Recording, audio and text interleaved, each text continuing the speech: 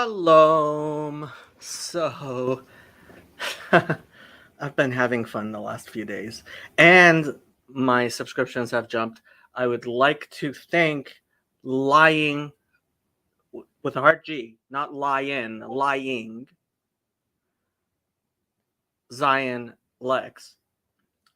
Lying Zion Lex. I have to repeat that so I remember. Lying Zion Lex. I mean, it's been fun. I'm spending a lot of time on this. Some of us have jobs, and our jobs aren't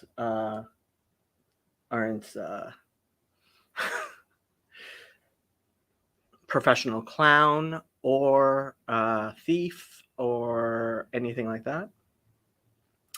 And so I have still been doing everything else I'm supposed to be doing, but this has been fun. This has been a lot of fun. Lyin Zion was came onto my stream yesterday and started talking shit. You really are slow. You really are slow.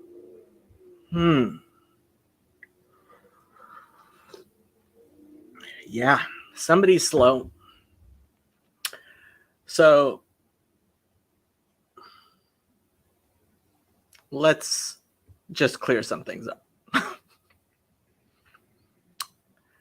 I am not a Hebrew teacher. I could not be a Hebrew teacher.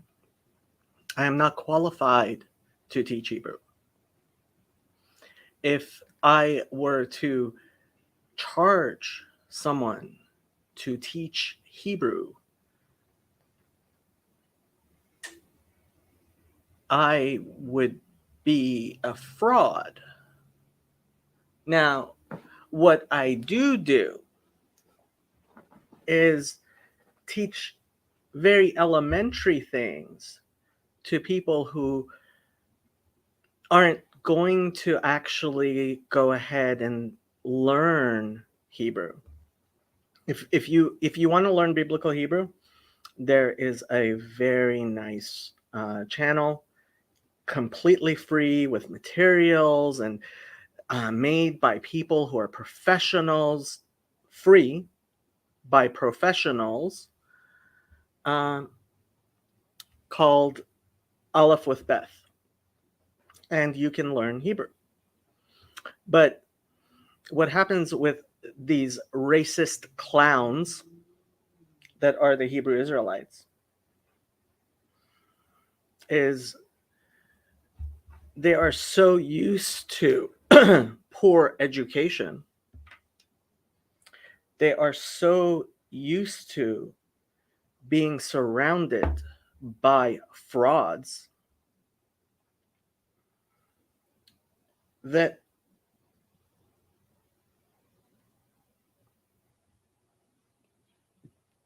they don't even know where to begin. And I don't blame somebody who was born in a desert for not having water. I don't blame somebody who was born in a city like Sodom and Gomorrah, where they are surrounded by frauds for not knowing who's telling the truth, especially if I want to learn Hebrew and I don't know any Hebrew. It's not my fault if I go to someone who presents themselves as a godly man, and especially if this person has already conned dozens of people. It is not just fools who become fooled. That's not true. It's not true at all. In fact, one thing that con men know is if you have multiple people helping you pull off a con, then it doesn't matter how smart the one person all of you are trying to con is, that person stands no chance. And that's why they make all kinds of interesting movies about this type of stuff, where a group of con men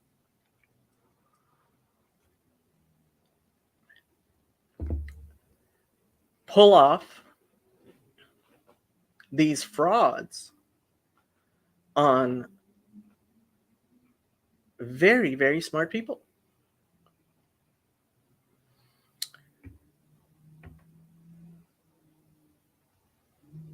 I guess we have to start by showing Lyin Zion Lexx actually being lying and Zion Lexx. So I put out a video which shows all of his, just a minute of his silliness, stupidity, and shit talking, while just digging deeper and deeper. And so let's just go ahead and watch his thing. Let me put this up so you can watch Lyin Zion Lexx lie and try to cover up his stupid mistakes. And I tried to be nice several times. And he used my attempts to be nice to call me a racist. And if I were a racist, I wouldn't mind that. And if I were a racist who couldn't admit it, I would feel guilty. And I'm guessing that's the type of people he's used to dealing with. But since I'm not a racist, and he's a clown who is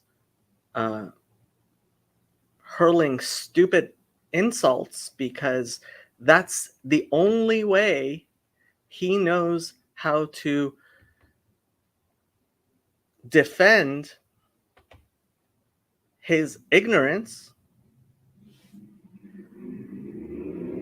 well,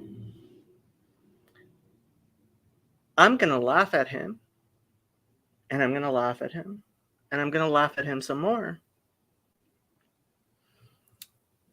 And I am going to expose him for the fraud that he is until as many people are laughing at him as necessary for him to grow some shame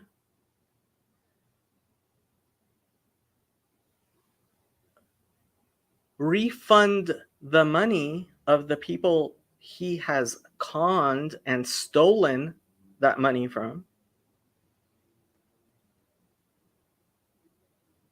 and pay them for the time that they spent being miseducated by this ignorant little child. And I don't know how many times I need to say this. I am not a Hebrew educator. I can't even teach bar mitzvah boys because I don't know how to chant.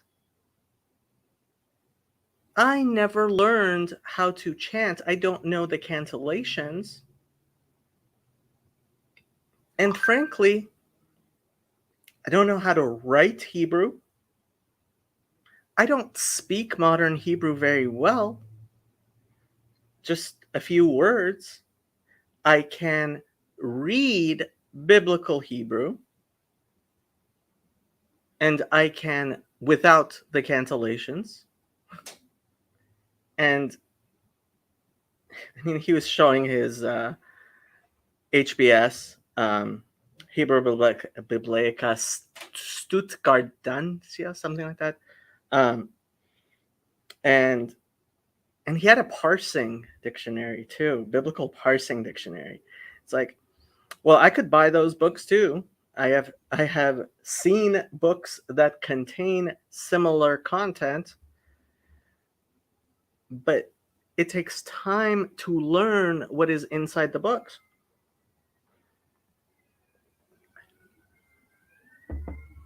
Just because you own a book doesn't mean you've read the book. And just because you've read the book doesn't mean you understood the book. And even if you did understand the book, it doesn't mean you know how to apply it. And furthermore, it doesn't mean you still remember. So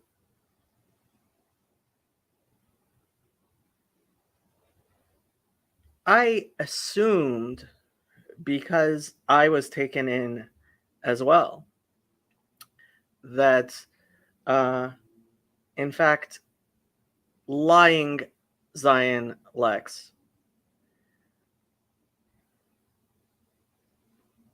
knew at least some Hebrew. And he did a much, much better job at conning, me included, than the vast majority of these clowns who call themselves Hebrew Israelites. And over the past week, I've been gaining a lot of education in exactly who these clowns are.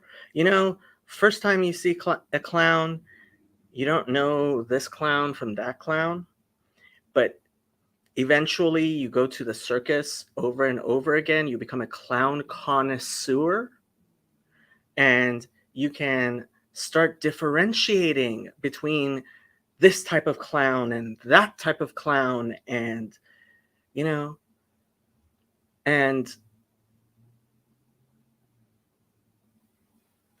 as I'm watching this Hebrew Israelite, should I call it a community? I don't think you can call it a community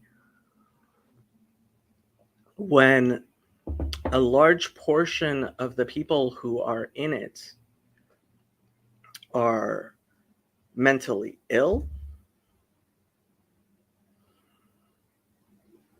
in some other way incapacitated in their faculties,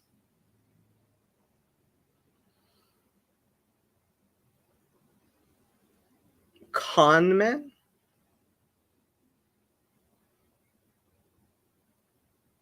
just plain wrong,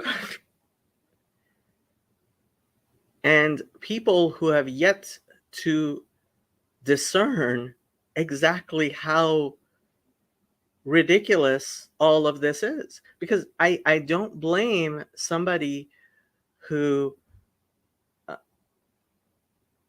unlike me, can read Hebrew, read a little bit. I can't even read modern Hebrew. Let's just keep this really clear. I have a tiny channel for my friends where, kind of like your local church Bible study, we discuss the Bible, and where I help people with the very most simple kindergarten level Hebrew.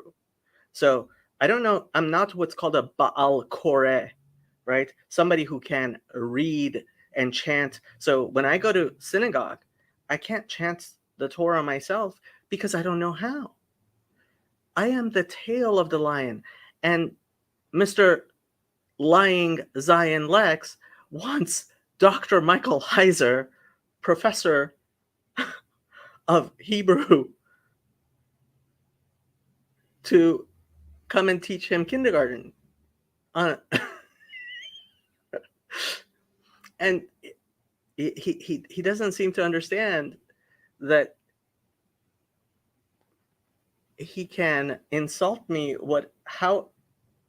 I mean, you really are slow. You know, not a doctor, not a professor. I'm not that impressive. I'm an insurance agent. That's my job. And on one of his live streams, somebody looked up my LinkedIn, and on my LinkedIn, it says elementary Hebrew. Elementary Hebrew. And yeah, that's what it says on my LinkedIn. It says elementary Hebrew. What does that make you, Lyin Zion Lexx? But let's listen to him dig. That is that blatant racism that I gotta tell y'all I enjoy. See, vocab is more passive with it. And that's the type of racism that I don't respect. But this guy's racism I enjoy because he doesn't really try to hide it. Rather than admit that there's a possibility that I'm... Now you have to see, why is he calling me a blatant racist as opposed to someone like Vocab, who's a Christian? Is because Vocab is nice and doesn't laugh at him and doesn't call him a clown and loves his enemies and turns the other cheek. And if I was going to turn the other cheek, I would be mooning you. But unlike you, I don't go around showing my behind. You clown. And I have to say, I think God put me in this place, right? If I were an accomplished teacher of the Torah, right, I would have better things to do than to show Lyin Zion Lexx all his stupid little childish mistakes.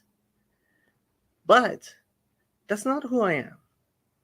I am just an insurance agent sitting in his office who stumbled upon somebody who doesn't even have an elementary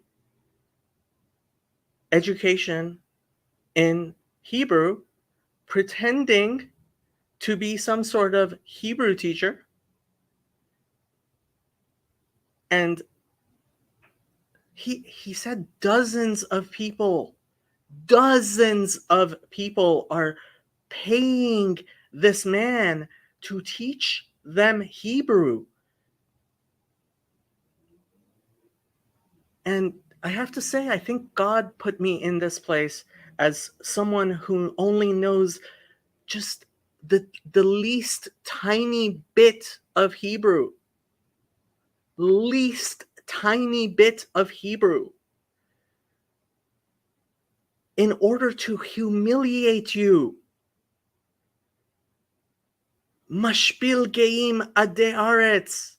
He throws the arrogant down to the ground, to my level. But then you just keep digging and digging and digging. Just have some shame. Close down your channel. Return the money. And if you want to learn Hebrew, I'll teach you. I'll teach you the basics, and then you can go on and learn from other people better, more stuff. But like, I'll teach you Aleph Bet. I will teach you how to read like a kindergartner, because that's what I do. That's all I do. That's all I know.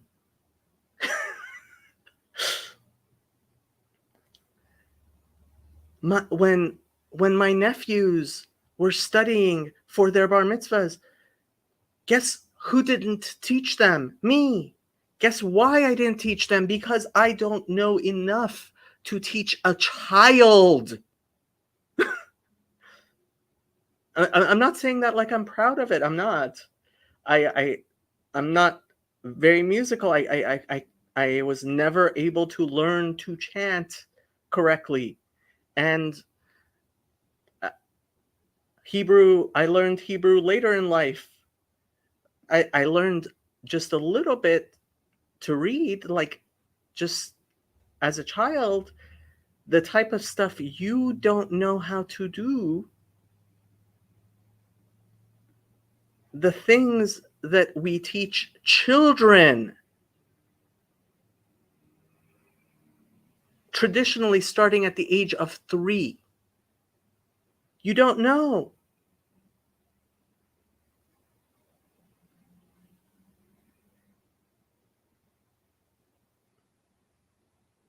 And if you weren't smack talking so much, if after I tried to stop you on, well, first of all, when I explained to Vocab the mistake that you had made, of course, Vocab, who says clearly he doesn't know Hebrew, he just studied a little bit. So he says, I don't know Hebrew.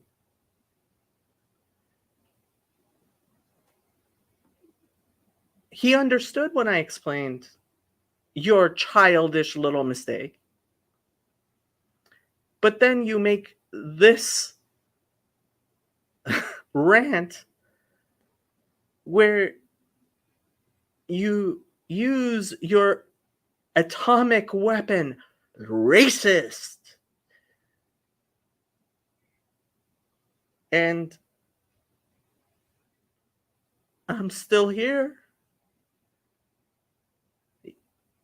And then when I am explaining how idiotic you are, you come on my channel and you're shit talking. And at least your people are still shit talking. And so I am going to have to embarrass you over and over and over again, more and more clearly. And I will stop as soon as you delete your channel. You don't even have to apologize to me. Just delete your channel.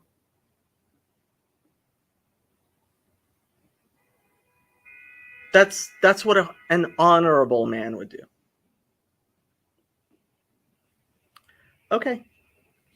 But let's listen to him show his behind.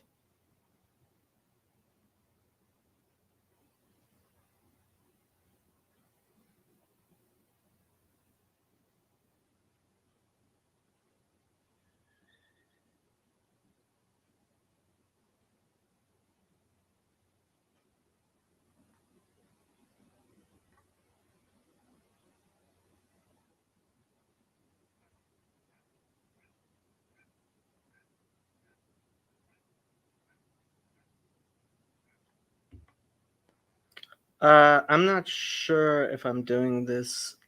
Oh, I may be showing the wrong thing. Hold on. Yeah, I am. Sorry. Let's let me stop that. Um, excuse me. Sorry about that. Okay. Let's keep on watching Zion. I'm drawing from a textual source that he hasn't read, he automatically assumes that I'm borrowing from someone else's work and that work is wrong, even though it's right here inside the 20. I was trying to be nice. I was trying to be nice. I said he must have quickly grabbed something from somebody else, and he just didn't notice. We all make mistakes. To err is human. We all make mistakes. But then, dumb is for somebody to point out your mistakes and for you to start shit talking. Dumber is for you to expose yourself during your shit talking for being the shit talker that you are. And dumbest is continuing on, coming on to my channel. And I'm just going to humiliate you. I'm just going to keep on humiliating you. And you're not going to be able to respond, because what are you going to do? Punch down at somebody? Like what? I'm talking about elementary Hebrew. Elementary Hebrew. You don't know as much as a child. A child. Go into knock.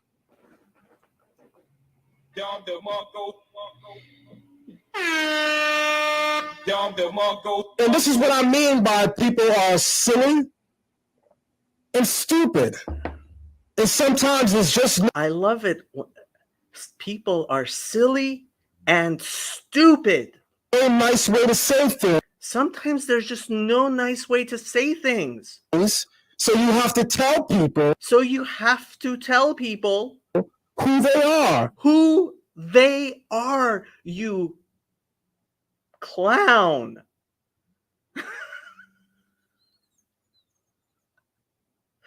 Call me racist, please. Call me racist. I know you will. Because that's all you have. You clown. But I made slides for you. So it's perfectly clear. Because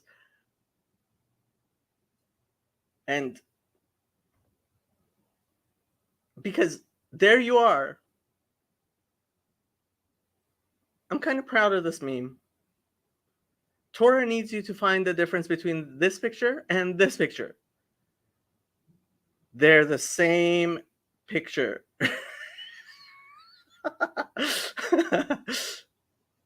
Except they're not. And you zoomed in on it. Now, somebody who doesn't know Hebrew, I understand. They were different fonts. If you don't know Hebrew, you don't know.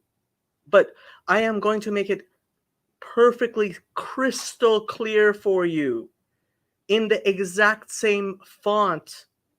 And anybody can go check in an elementary, the first page of any of those books you were showing off.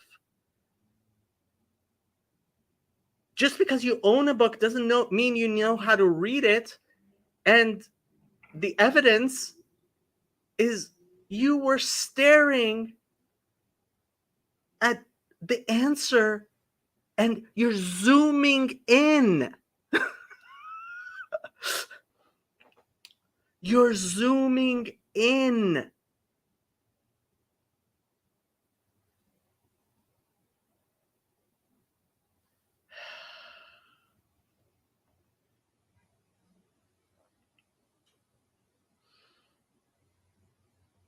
Silly and stupid. Silly and stupid. This, that is that blatant racism that I gotta tell you. Blatant racism. I'm not going to play this over again. Even though, honestly, I realize it's a sin. May God forgive me. But this is fun. And my channel's never had so many views. My number of subscribers, I think I went up by like, I don't know, 10%, 20%, something like that. So you keep being you. You keep being you. And just keep on digging.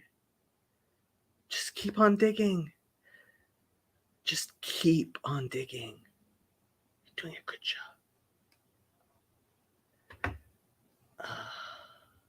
Okay. So let's look at the slides. Okay.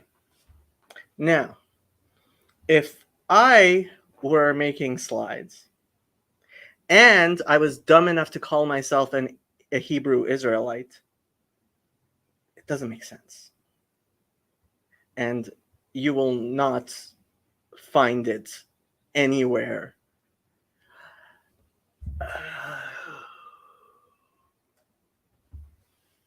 I have to apologize.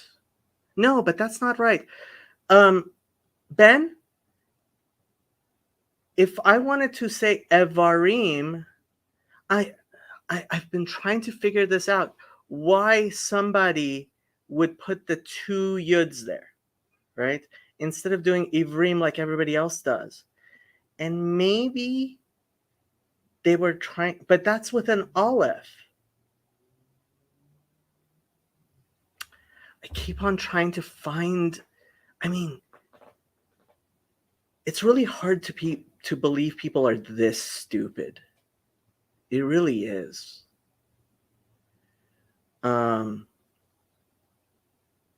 mean, so there's no way to actually be grammatical and say Hebrew Israelite. Certainly not in biblical Hebrew, because biblical Hebrew, it's we have what we have, and you can't just create new things, right? There's no rule book of grammar of Hebrew, right? And that's why he had the Ben Yehuda dictionary, and that's why I mentioned the Ben Yehuda dictionary, because modern Hebrew, right, in order to speak Hebrew, which for a long time there's rabbinic Hebrew, and that's what rabbis used to write to each other. But that was rabbinic Hebrew. And then modern Hebrew, Eliezer ben Yehuda made that so people could speak modern Hebrew. And, well, obviously this is not a grammatical way of doing it. But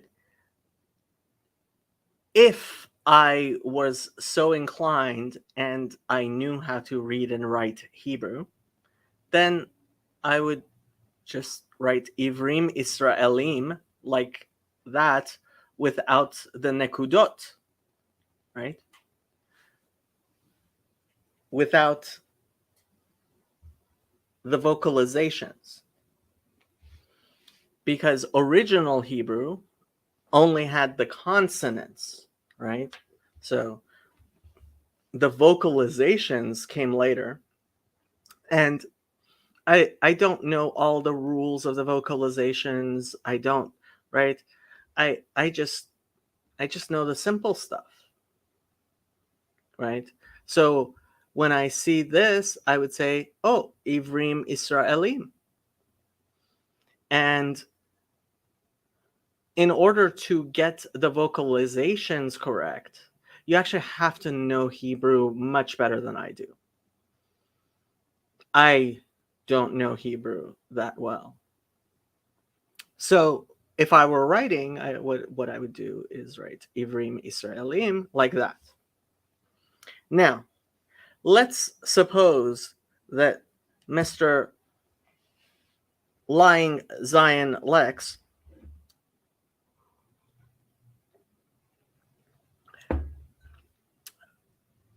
actually had a particular position which made him use the W. Now, I don't think anybody would do that, because in modern Hebrew, when you do that, it indicates the dual, and in Rabbinic Hebrew as well. So it would, I would say it would be a mistake, and people looking at it would wonder if what you're writing is Ephraim Israelayim, which is something slightly different, but you could defend that position. But if I wanted to vocalize something, what I usually do is I will go and cut and paste things, right? Because I know how to read the vocalizations, and I can tell when, for example, well, let's look at this right here, right? So, for example, when I look, I should have made a more slides. So, for example, if that right there, instead of being a cantillation mark, had actually been kamatz katan, I would realize that it was something slightly different, and I would try to figure it out, like why, when I'm reading it, it was vocalized that way, right? But there's a difference between somebody who knows how to read and somebody who actually knows. For example, Dr. Michael Heiser, I'm sure, could write a vocalized text without having to look it up like I would, right? But if I'm going to use a vocalized text, I'm going to go find one that is vocalized, like this one, and I am going to copy and paste, which is what Lyin Zion Lexx could have, should have, and to some extent claimed he did. That he didn't say he wrote it, he said he got it. Okay? So, okay, you made a mistake. But if you know how to read and somebody points out why it's different,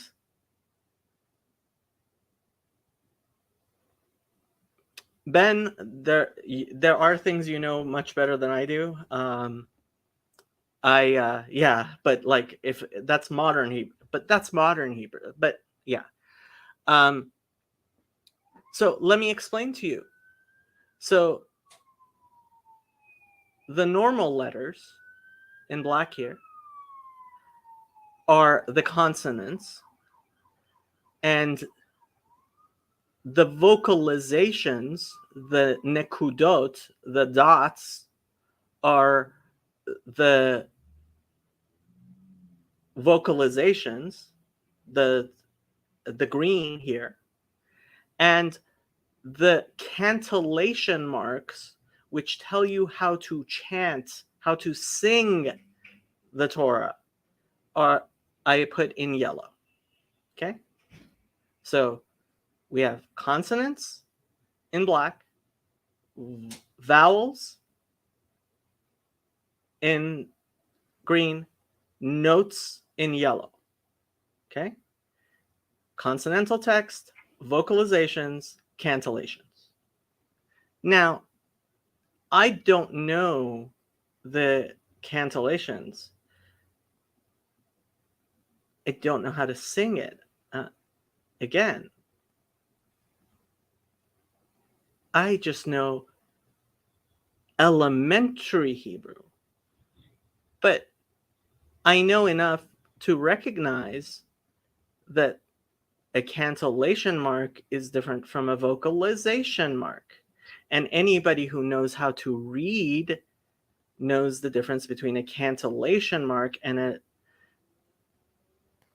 vocalization mark because it's important. Not people who are illiterate and just know how things sound, right? To sound it out. Like I could teach you to sound it out if but when I do that, I take the cantillations out if I can, right? And I was actually trying to be nice. I actually went and I thought when I first saw, I thought, you know what might have happened? He might have gone and found the text in the Tanakh like I would have done. There were cantillation marks which he then deleted, right? And sometimes when I delete the cantillation marks by mistake, I also delete the vocalization marks. And sometimes that even causes me to delete whole letters. But of course, I mean, if you're missing whole letters like the aleph,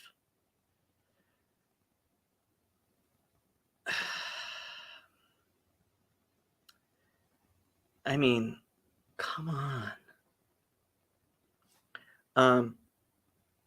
But so this is where he claimed he copied and pasted it from. You heard him. And you can go listen to him, and you can go listen to my 7 hours of shitting on him.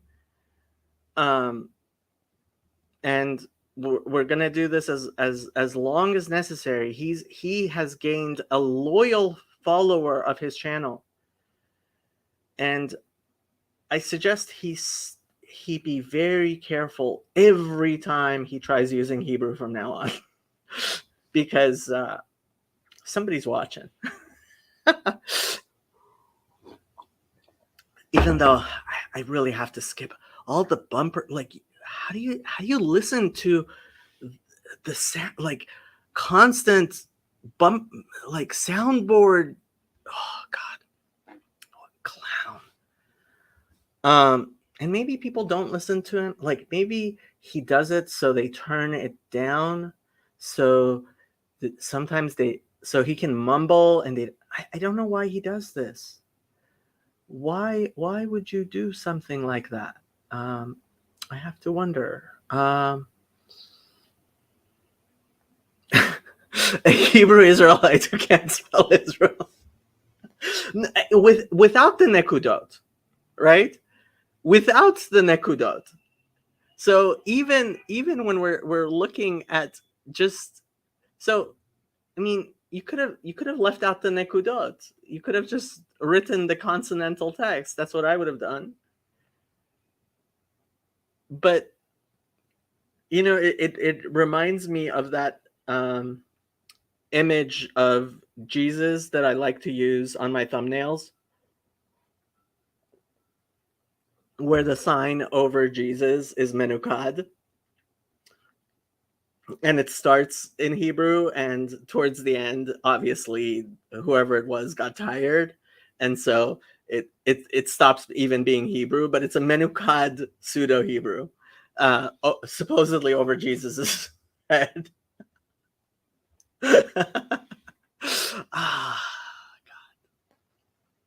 Anyway, so I went and checked, and no, there are only 2 ta'amim on here.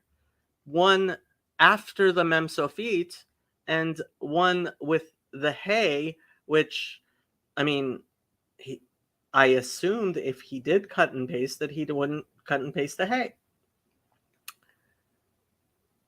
But let's look at his text, which had a dagesh in the bet. Now that's interesting. I'm wondering if, I don't even know how somebody makes something this stupid.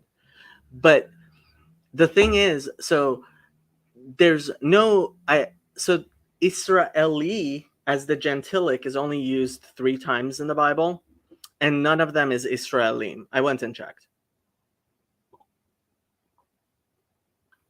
And I mean, obviously, this is all nonsense. Ivrim, Israelim, right? And so he had the yud here, and if you're going to be nice and then say that he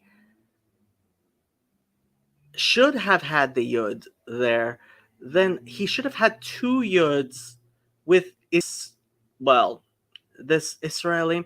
So when vocab, and of course he didn't show this, when vocab asked me if it was 4 mistakes in 2 lines, I mean, it's hard to count all these mistakes. Like, would you say that it's 1, 2, 3, 4, 5, 6, 7, 8 mistakes? Or I think it's anywhere between, I don't know, 4 and 8 mistakes in 2 words. The 2 words Hebrew Israelites. Oh my God. This is supernatural. This must have been from God.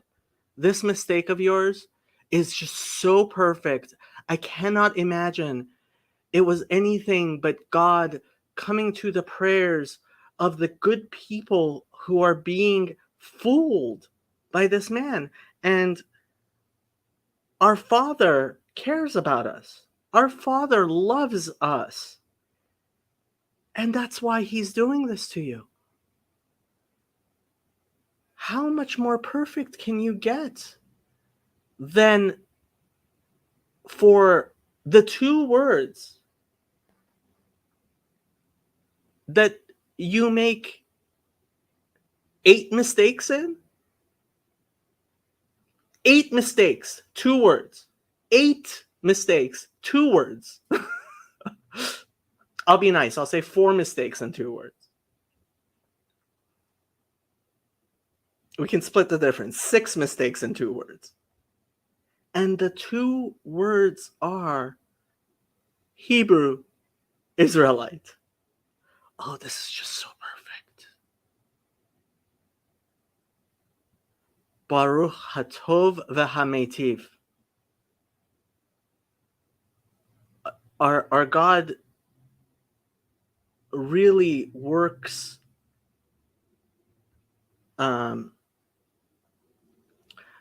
No, he doesn't. That's what I'm showing, Gustavo.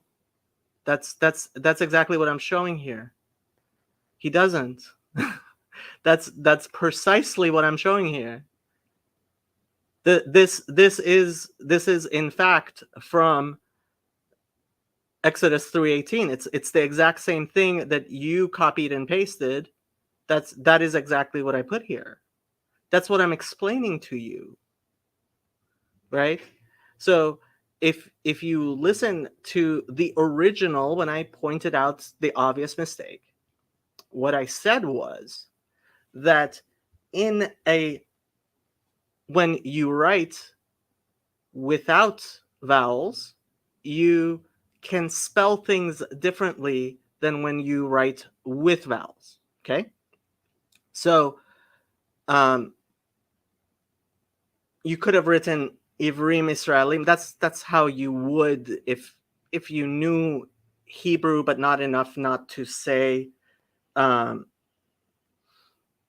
the hay being not no, the hay doesn't matter. Yeah, the hay doesn't matter at all. Yeah, you are, yeah, the hay is not at all. The only reason I actually included the hay was because I wanted to show why somebody like Lyin Zion Lexx, who doesn't know how to read, would be confused, and why he would look at the text, see that it's so different. I mean, it's so different that obviously when you do what I did, which is clearly put them in the same in the same font, right? Somebody who doesn't know Hebrew at all will go, oh, well, obviously these are not the same picture, right?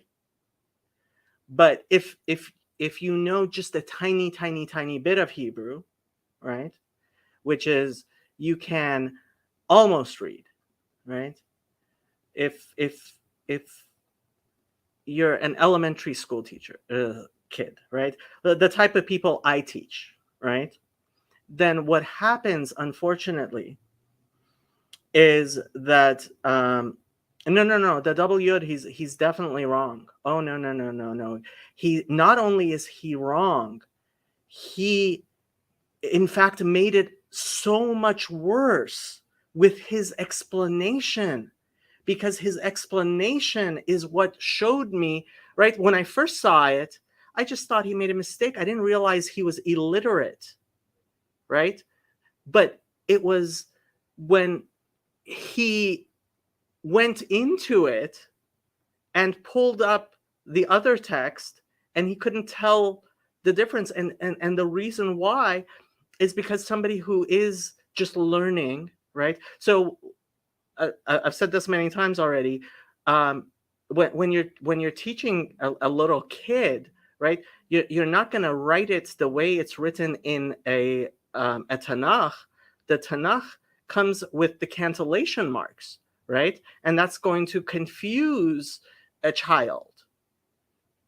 So the cantillation marks. So he's used to seeing cantillation marks, but not knowing enough to know what is a cantillation mark and what isn't. And especially that cantillation mark under the hay looks like this is a chataf kamatz. And so he's used to ignoring the sum of the points in the writing, because he doesn't know enough to know what he should know and what he doesn't know, right? So that's what it showed. Like, yeah, no, the double yod, he's definitely oh, the dagesh in the bet. Yeah, obviously he should have also realized that there shouldn't have been a dagesh in that bet. And that's how you know he's lying. So the lying, that it's clear, because there's no way you take a text from the Tanakh and somehow a dagesh suddenly falls into that bet, right? That's how you know he's lying. That's why it's absolutely clear. I mean, this is just so perfect. You have to be astounded at it's. In a sense, I would say this is like being struck by a thunderbolt in from God. And because it's just so perfect. It's the words Hebrew Israelite. You have to admit, come on, Gustavo. You seem to know enough to actually know the letters, right? So you know your Aleph bet, right? You know your Aleph bet.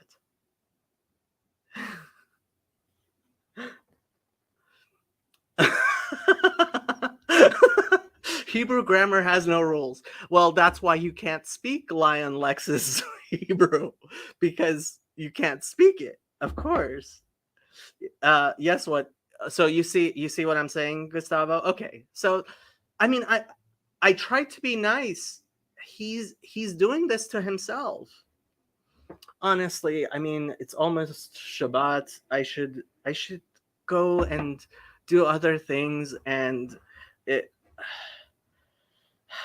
I just have this yetzer hara, right? This evil inclination that, like, I want to tell myself that this is in fact God exposing just how stupid this man is. I don't know how much I have to explain this to people. Like, I will explain as many, so you came, Gustavo, and you thought he had a point. I hope I have explained, what's going on, right?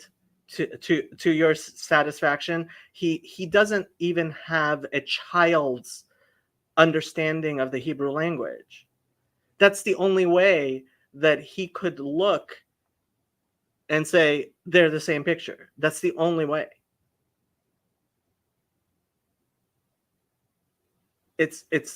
He's a child.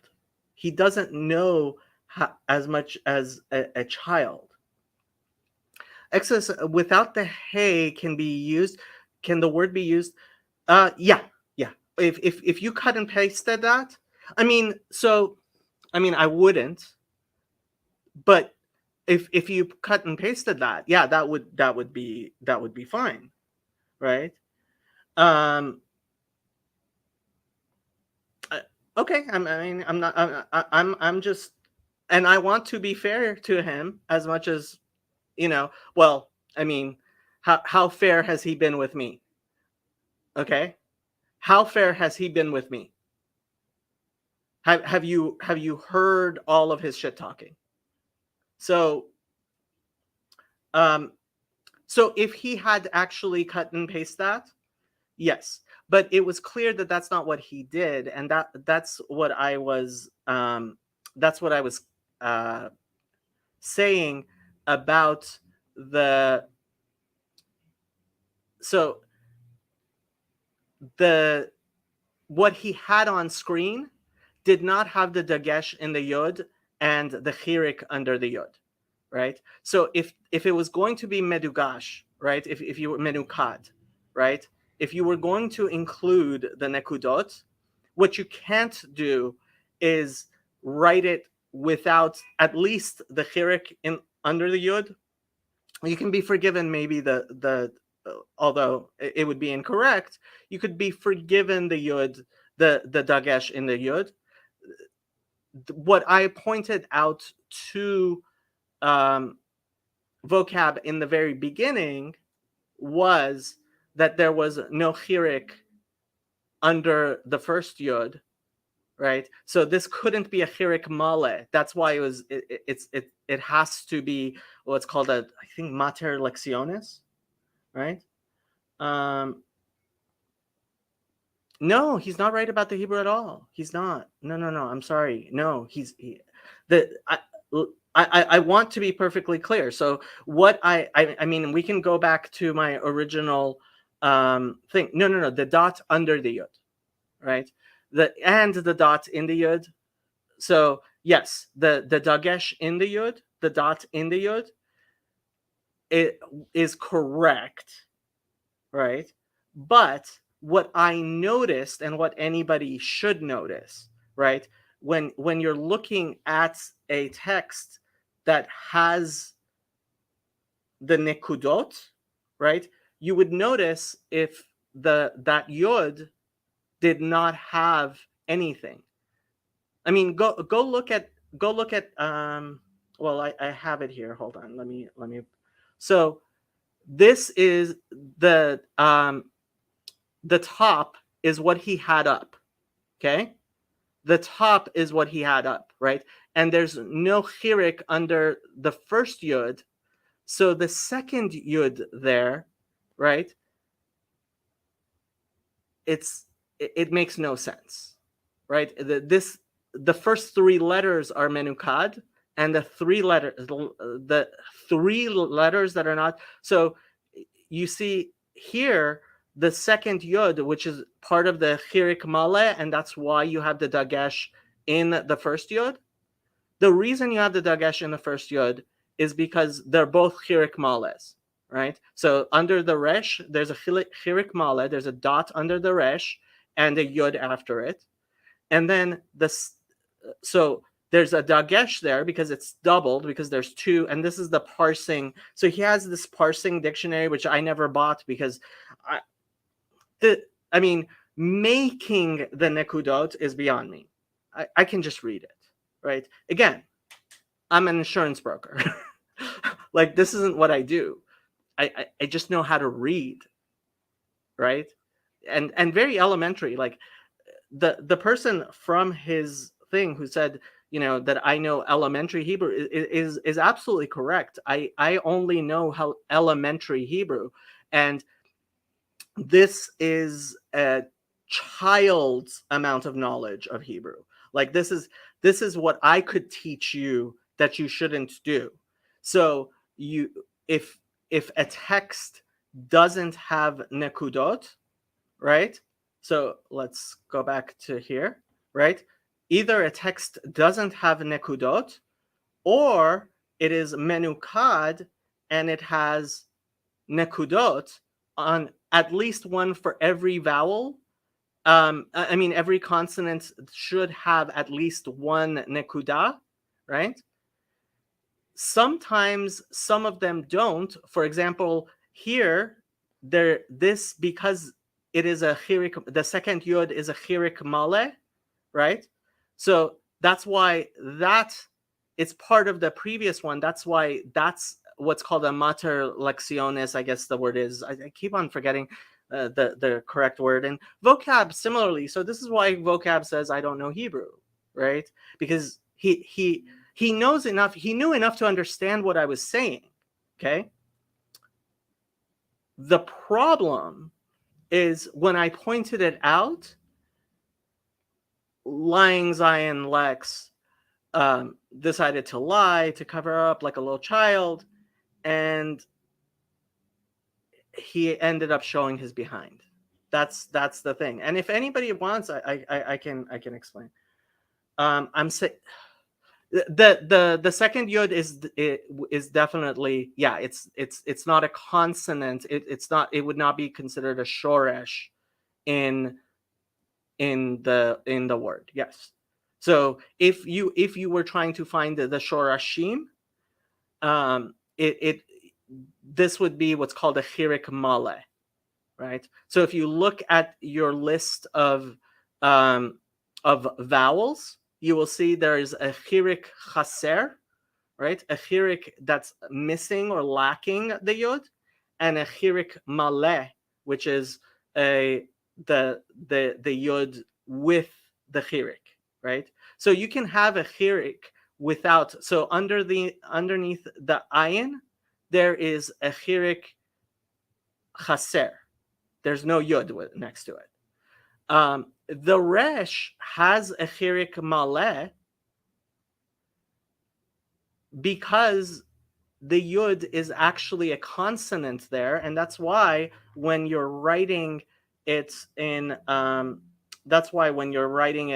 without the nekudot, right? You do need to include. So you'll see there's no yud under ivrim, or well, Israelim is also a chaser, but yeah, but underneath so there's no, even when you, no matter how male, and this, I mean, the second one you could defend maybe, right? None of this is correct. All of it is, especially by biblical Hebrew standards, it's all wrong. It's all stupid.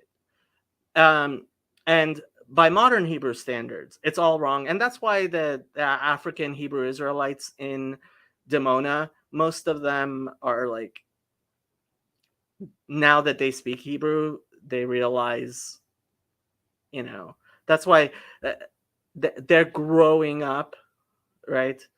They're a lot of some of them are converting to Judaism. Some of them are, because somebody, I mean, when you live in Israel, you end up learning Hebrew, and unless you're one of the crazy ones, which those are the people being deported, are the crazy ones,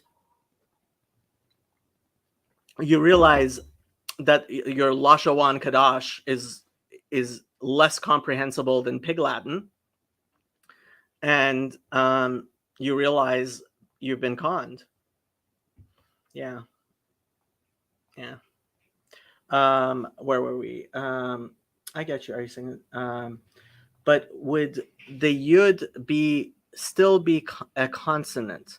The first yud, not the second one. So sometimes that's why sometimes the letter that you can have consonants, and that's what this word. Let me just make sure I'm saying it correctly. Mater lectionis, I think it is called lectionis. So Materlectionis. And this is something that exists here. Let me share this on. This is the Wikipedia article here. We can stop looking at Lyin Zion Lexx. So from Latin, mother of reading, singular form mater lectionis. From Hebrew, em kriya. Okay, em kriya. I didn't even know that. Again, I teach basic Hebrew. Are consonants that are used to indicate a vowel, primarily in the writing down of Semitic languages such as Arabic, Hebrew, and Syriac. The letters that do this in Hebrew are Aleph, He, Vav, and Yod, and in Arabic, the matris lectionis, though they are much less often referred to as such, Aleph, Vav, and Ya. The Yod and Vav in particular are more often vowels than they are consonants, right? So this is just the Wikipedia article that I'm showing you. Okay. Oh, you guys didn't see anything. Hold on. Sorry. What was I? There we go. So this is I was reading from the thing. So in either way, he's wrong. No. The text in Exodus 3:18 is right, because the text in 3:18 is menukad. It has. So again, let's go back to the slides. Right. Okay. So this is the text from 3:18. This is the exact text from 3:18. All right. Okay. So what you will notice is that under the yud, that there's a dagesh in the yud, first yud, and a chirik under the second yud, showing that, under the first yud, sorry, showing that the second yud is a mater lectionis. Okay? So when you have what he wrote, and let me show you that. Okay? So again, 3:18 is on the bottom. What he wrote is on the top. Okay? So you'll notice the ayin has a dot underneath it. It has a nikud. The bet has a dagesh and a shva.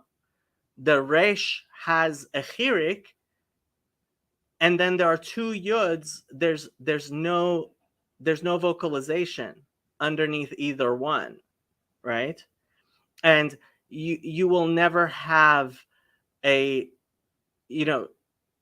three letters after each other without any nekudot in a menukad text, right? So if you are going, and that's what I told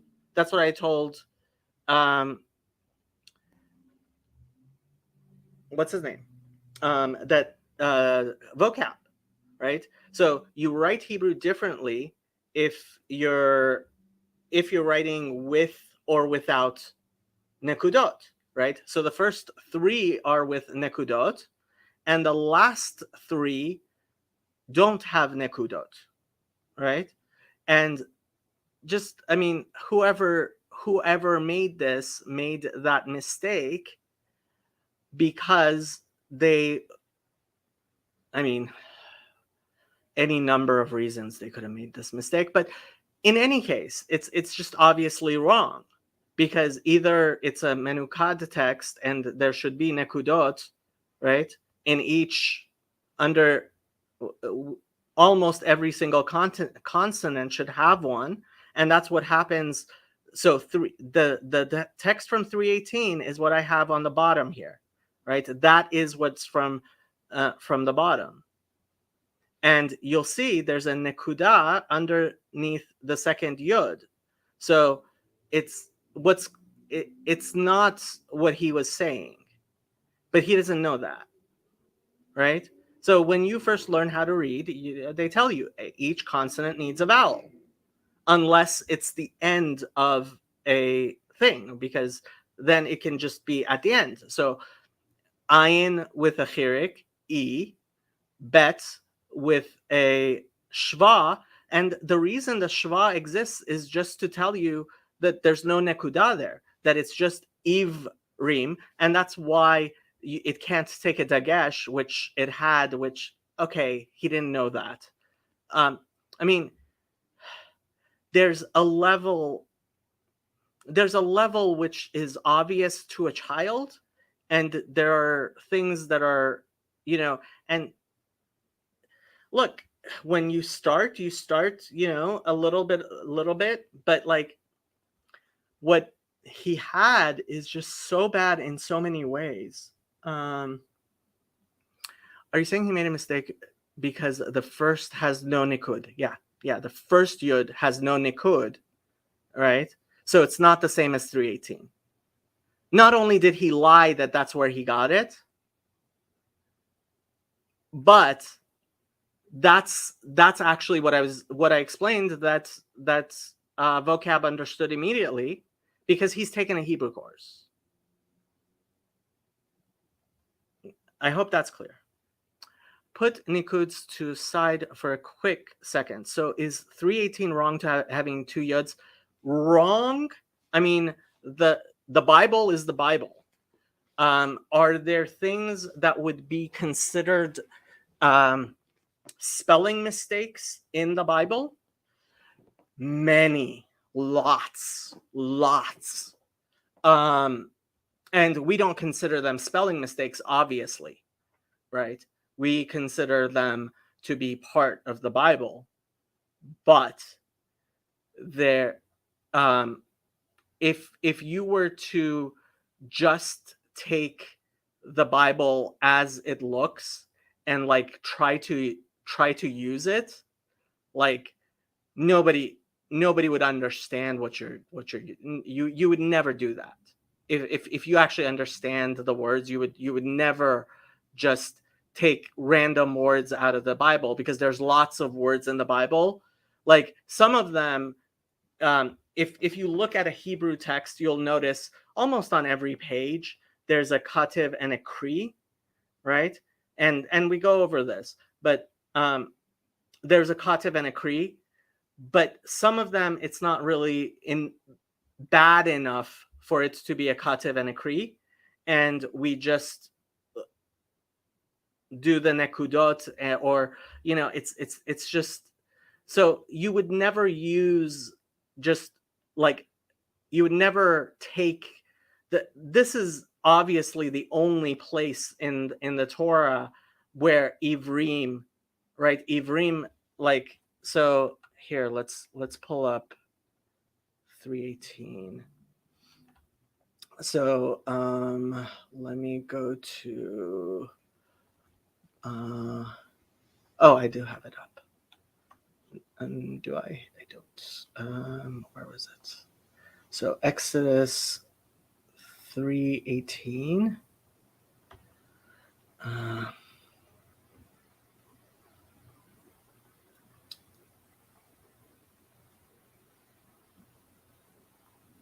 Okay, so Exodus 3:18.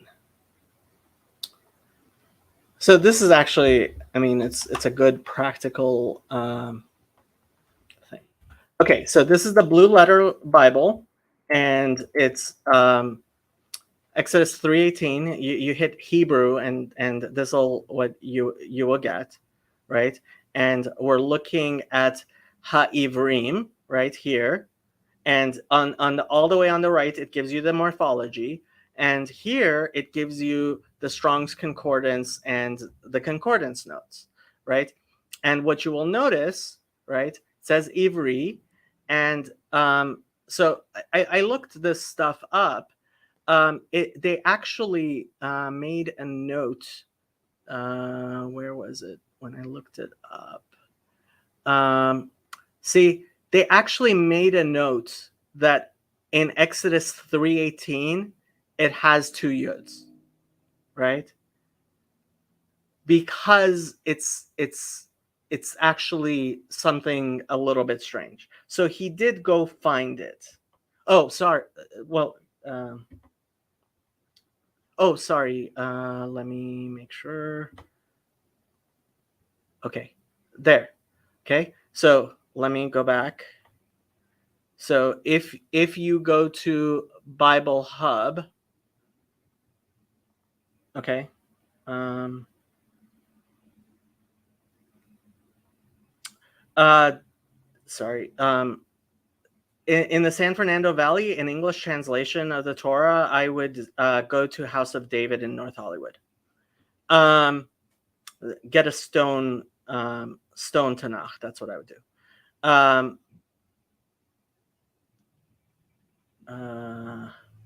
Okay, so hopefully you can see. So here we're using Bible Hub, right? And this is Exodus 3:18, and so when you go down and find that Ivrim, Ha'ivrim there, right? You can click on this 5680 because that's the Strong's number, and it will bring you to this page where it has all the things. And one of the things it actually notes is that in Exodus 3:18, it's written with two yuds. It's something rare, and like I could understand it if you were making a mistake, right? Or you just were looking. But honestly, it's like his explanation just made it worse and worse and worse for him.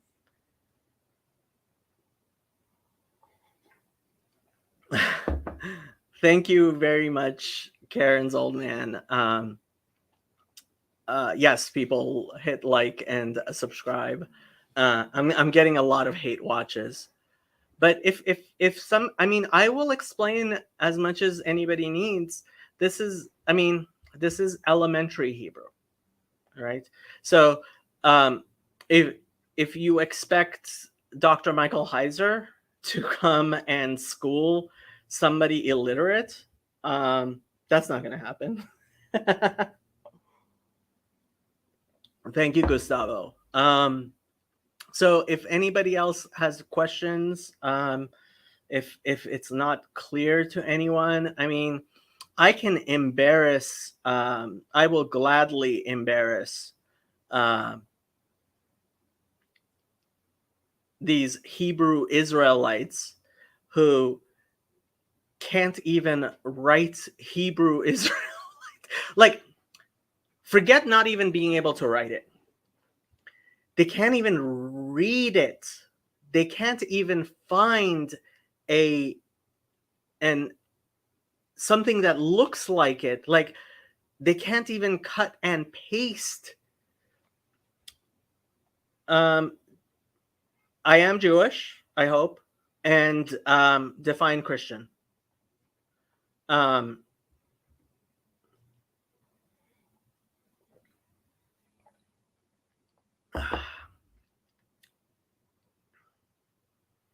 Anyway, so I mean, this is no, Gustavo, whatever he's teaching, whatever he's doing, I don't know what he's doing. I'm not going to pay. I'm certainly not going to pay to see what he's doing.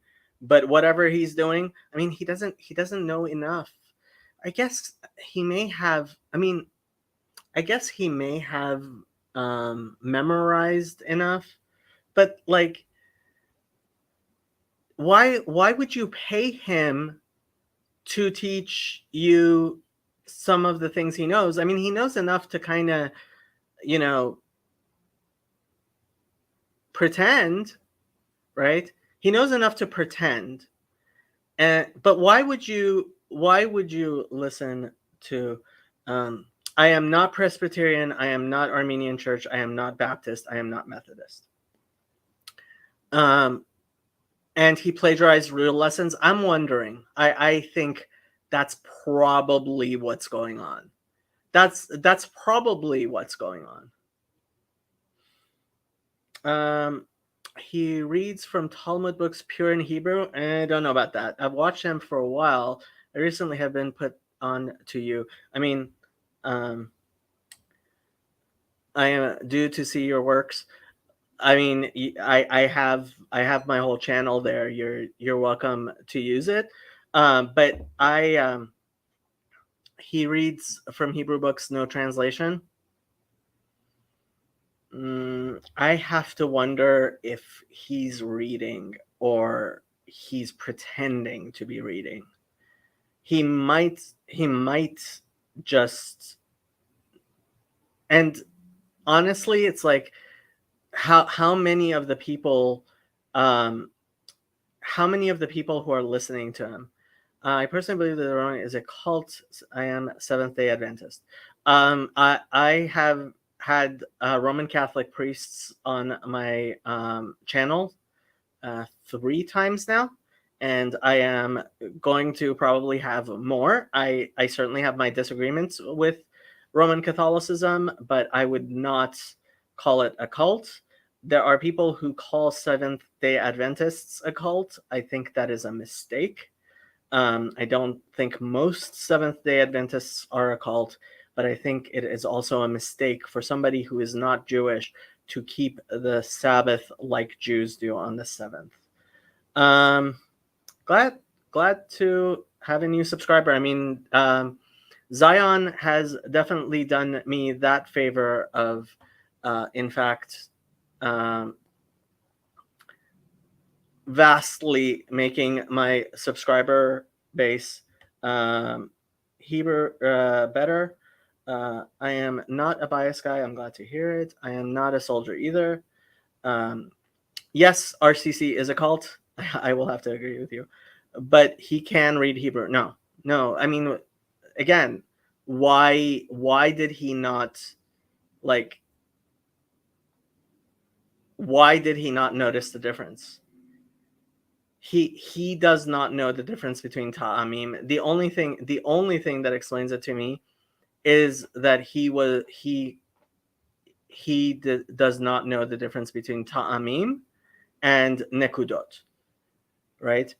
Anybody, I mean, vocab clearly understood what I was explaining when I explained why, and it's like I've explained to him several times, and he still doesn't get it, or yeah.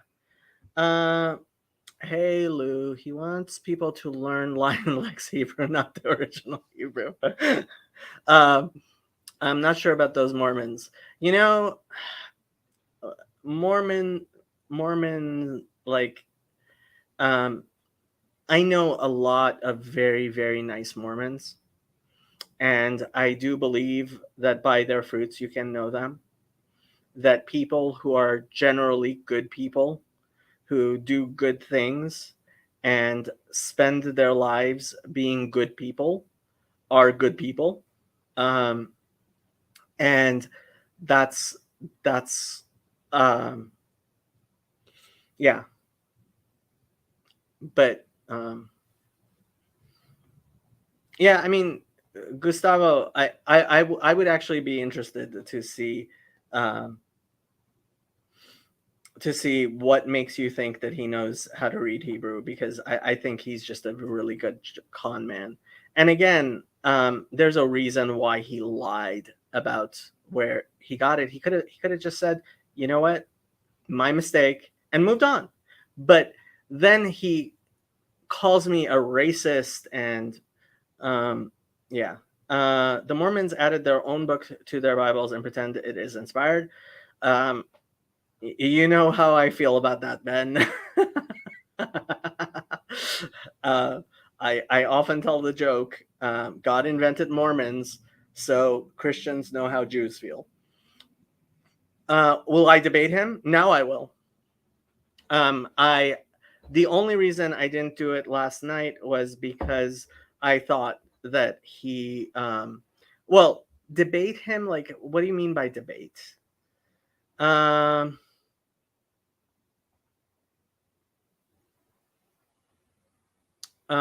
do you disagree with Seventh Day worshiping on Saturdays? Curious. So this is and Ben disagrees with me, and many people disagree with me, and this is a difficult teaching that Jews have been insisting on for 2,000 years, and all I can do is follow what has been taught since 2,000 years ago, which is that when it says in the Torah about the Sabbath, ot hi li leolam beini ubeinechem, right? It is a sign between me and you. It is one of those things that is forever a sign between Israel, a special sign for Israel, and a Gentile who appropriates that. I'm not saying, like, if you want to rest on the Sabbath, rest on the Sabbath. If you want to even say kiddush on the Sabbath, most people say that's fine. If you intend to keep Sabbath as a Jew keeps Sabbath, for example, let's say, taking the stairs instead of taking an elevator, that would be considered theft and a serious sin. And Judaism has taught this for thousands of years. It was clearly taught before the time of Jesus.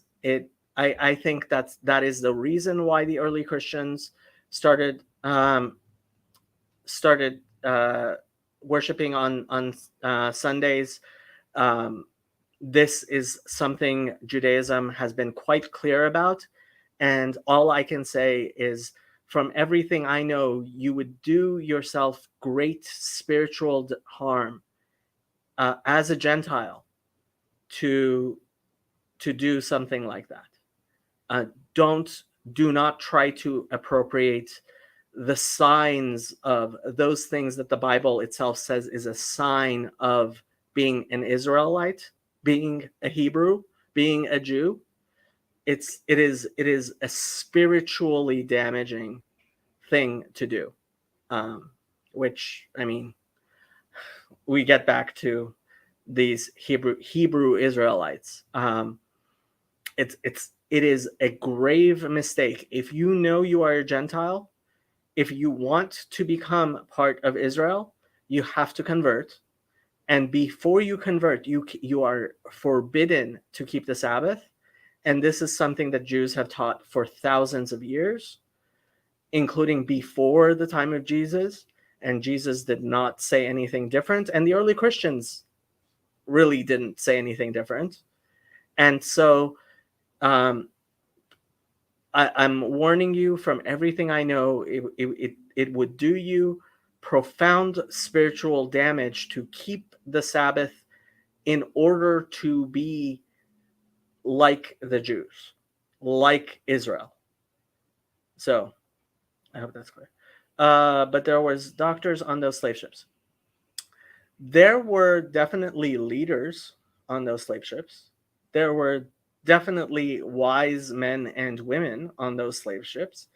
But again, this goes back to just being honest. I know my grandmother came from a very small town where her family had been living for thousands of years, and they had very little education available to them, and that doesn't make them bad people. So there were definitely leaders among their people who, the various tribes in their wars would then sell, right? They when they would take the leaders and sell them to the slavers. That's definitely true. But you have to have a realistic understanding. Um, there was doctors on the social center, especially the African Muslims from Timbuktu. Okay, I mean, this whole Timbuktu thing, like, I I haven't gone into it deeply, but there's actually a lot that um, yeah, it's so I know that Lyin Zion Lexx comes from a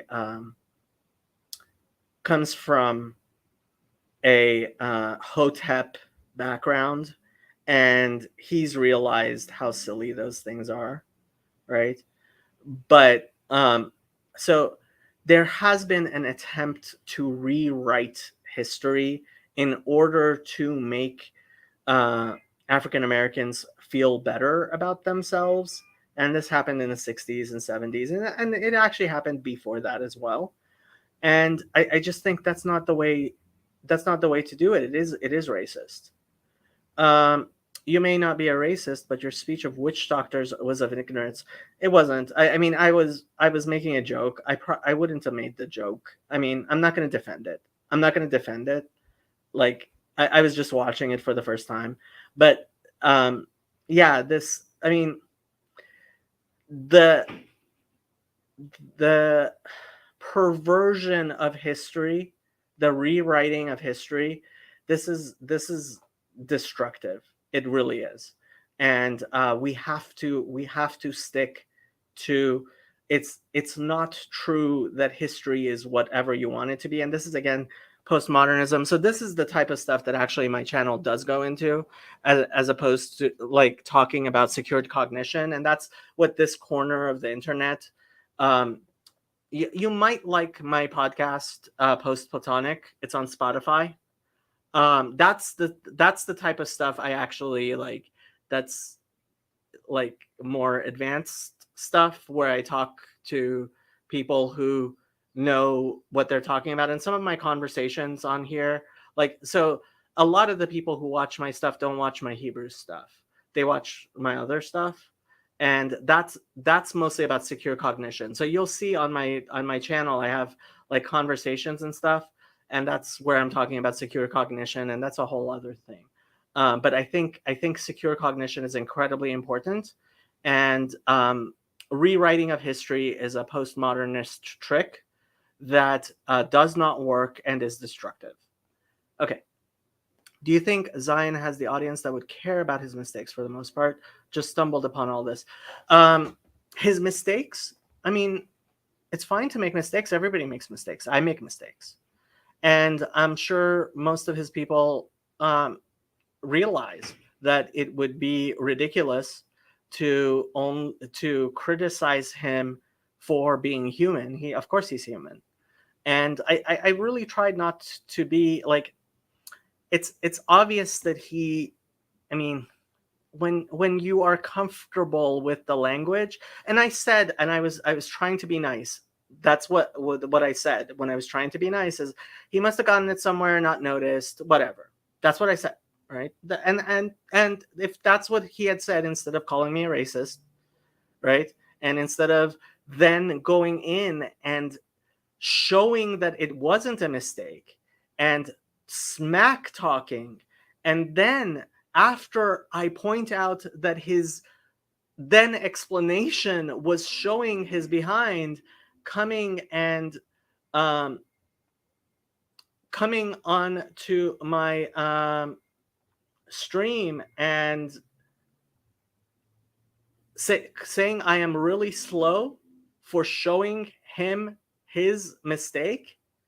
Like, come on, you really are slow. Who's slow here? So first of all, I am going to keep shit talking him until he recognizes that he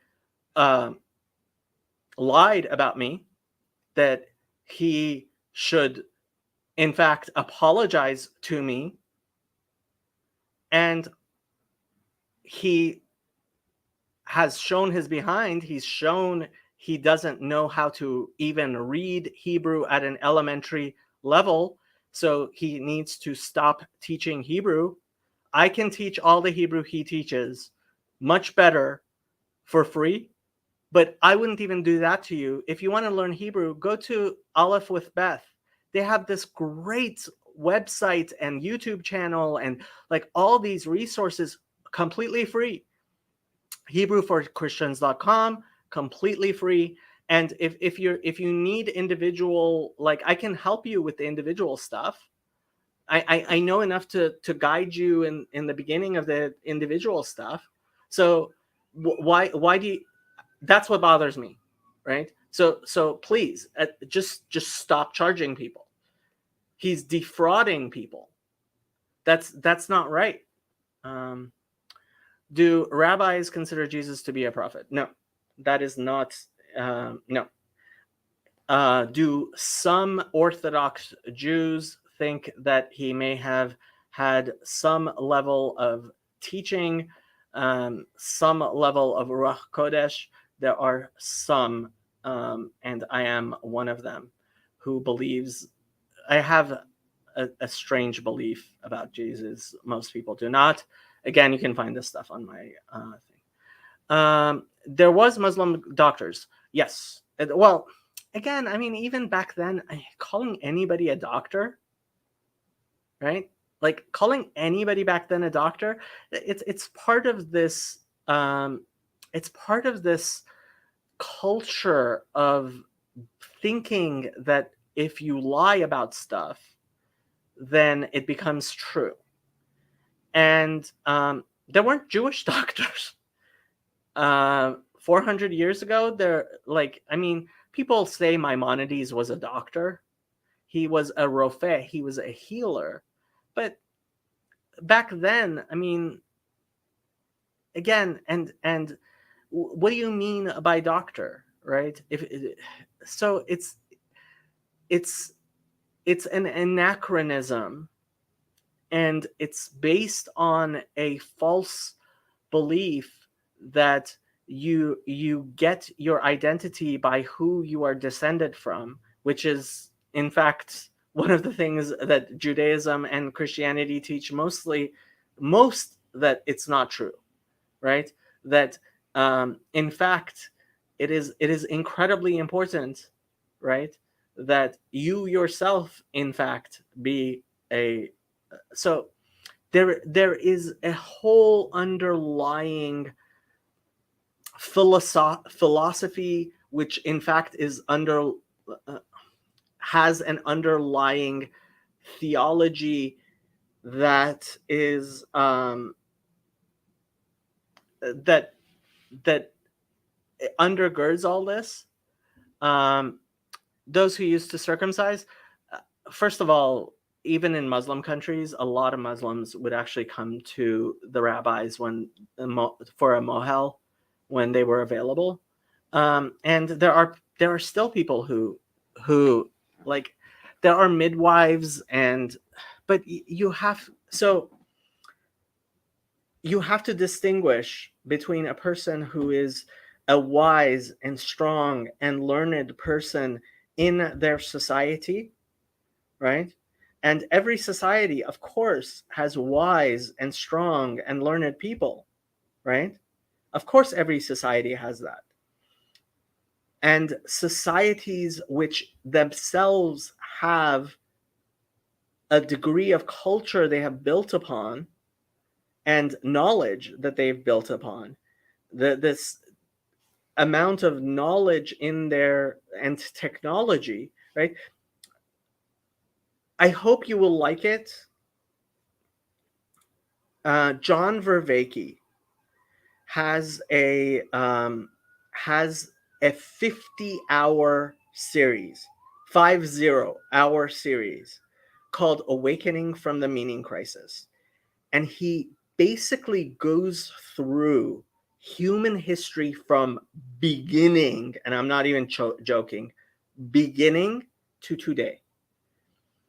And he is a well-read, erudite person who gives us a strong understanding of who we are and where we are, and in fact, why we are being beset by some of the pathologies we see. And these Hebrew Israelites, African Hebrew Israelites, Black Hebrew Israelites, whatever you want to call them, that is part of it. It is because, in fact, when you strip people of the cultural learning that they have had, they try to recreate it. And of course, you don't want to reinvent the wheel. So I highly recommend that. I think you would like it. No, Judaism doesn't recognize anyone after Malachi to be a prophet.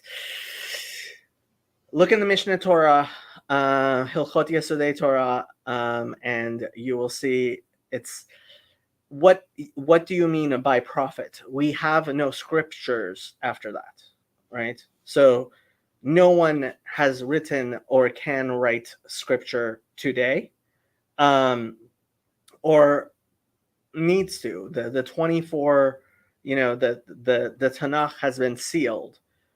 That if that's what you mean by a prophet, yes.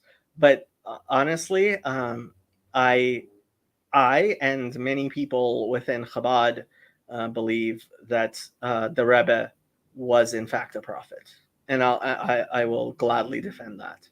I think the Lubavitcher Rebbe, the seventh Lubavitcher Rebbe, was a prophet. My problem with Chabad is a lot of people have not properly internalized his death, which is something that happens a lot when we lose great leaders like that, and Christianity being one of the things, I think. So how can you disagree about what? I mean, yeah, again, the doctors, like, what are you talking about? There was Muslim 1,000,000% on those ships. How are you defining doctors? I mean, there's no point in really arguing this, because again, I'm not a historian. So there are historians who I think do their work well. I would say Robert is a good historian. Tom Holland, the Rest is History podcast. There are good history podcasts which will go into this stuff, but you have to outsource your cognition to competent people. That's incredibly important, Gustavo. And that's what actually most of my channel is about, is outsourcing your cognition. I know what's going on exactly. My great-grandmother was a Jewish woman, but everyone on both sides of my family are Protestant, Christians. Which great-grandmother? Christians that are alive today. I do not know how that happened. A lot of Jews have in fact switched, have passed. That's one of the things that the genetic testing is teaching us. Large numbers of Jews have passed into the Gentile population. What do you mean Hotep background? You can look it up. There is a Hotep community, which they have this history of, like, a lot of these false histories. The Greeks were black, the Egyptians were black, there's a whole thing there. You can Google it. Let me see. I think there's a Hotep.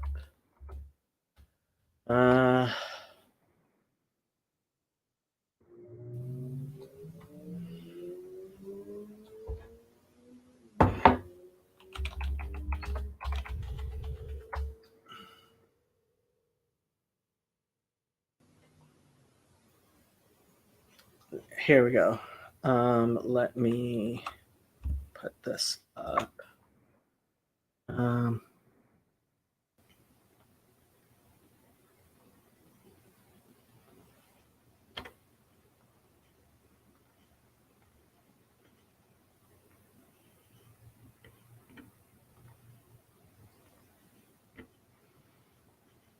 So this is Wikipedia. Hoteps are a subculture of African Americans who use ancient Egypt as a source of Black pride.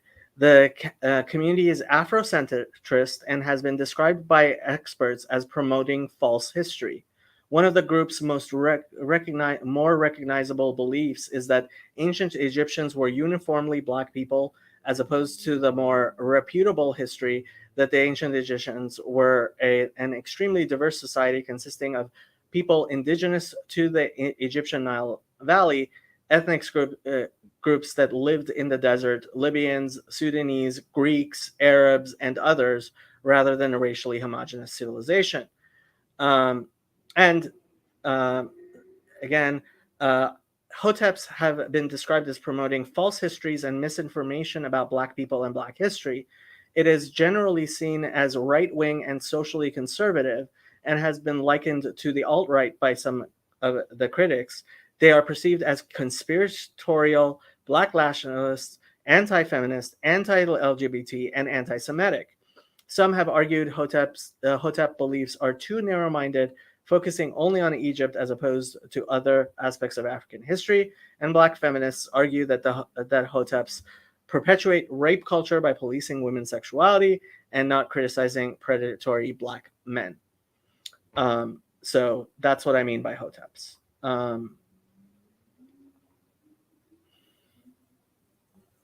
Okay. And you said wise men on the ships. Yeah, but wise men had the antidote to medicine. Pretty much some medical teaching from the West has been from those witch doctors. Yeah. Oh, definitely. I mean, that's how that is how that's how we develop. I mean, as a society, like everybody's ancestors were witch doctors at some point. Everybody's, all of us. So, I mean, again, I don't want to defend the comments, but it's the Hotep culture of rewriting history because of your pride.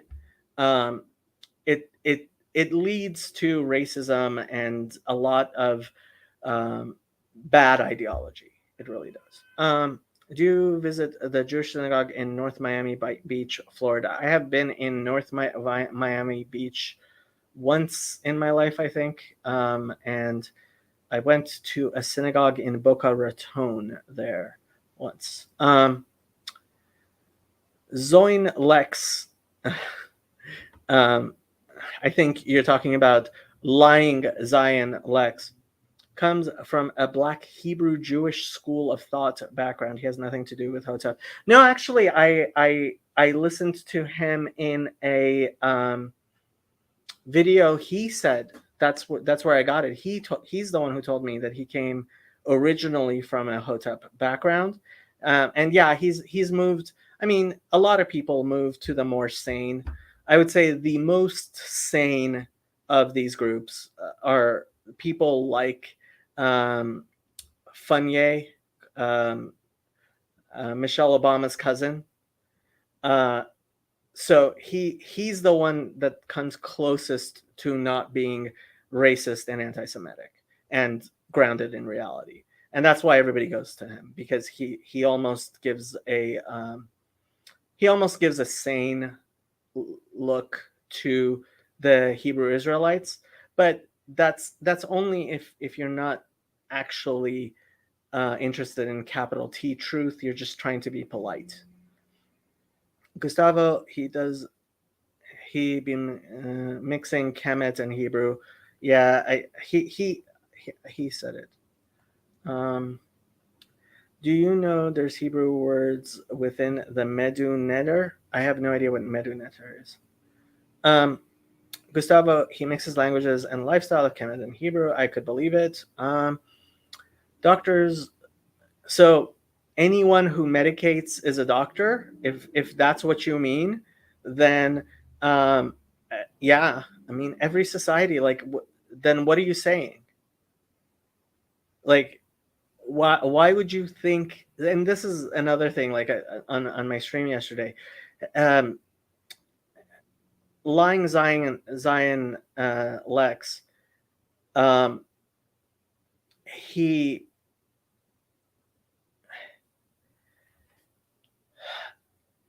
has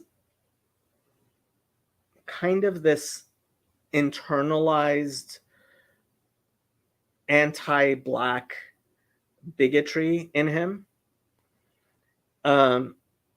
Like, he was talking about his elder, who had a master's degree and who was the principal of a high school, right? And he's like, or maybe even in high school, I wasn't even sure about that. And it's like, he's like, yeah, no matter how high a black man climbs, and it's like, this is how high a black man climbs to you?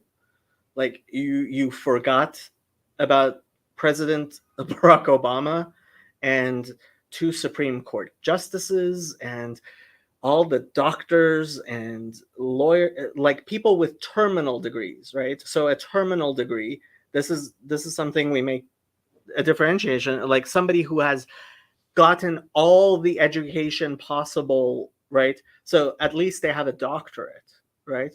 And why would I think that a black man who doesn't have a doctorate is on top of the black totem pole? Like, again, it's like, I, the number of black professors like that I've had, like, just I mean, if I was just trying to list the black professors that I have studied under, right? It's like, so I should be respectful of somebody with a master's degree. I mean, I don't have a master's degree, but again, like, I don't have a separate tree for black people that I do for other people, because I respect people who are accomplished. And I am actually the person who really gets upset and dislikes this big what they call soft bigotry of low expectations, where somehow it's considered something remarkable, or a mark of respect, as opposed to something I consider rather normal for a black man to like have masters. Like,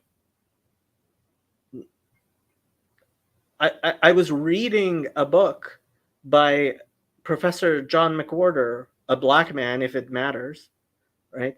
And like, I have respect for him. That's why I read his book, right? He is a professor at Columbia University. That's a black man who has risen in the totem pole of our society. Like,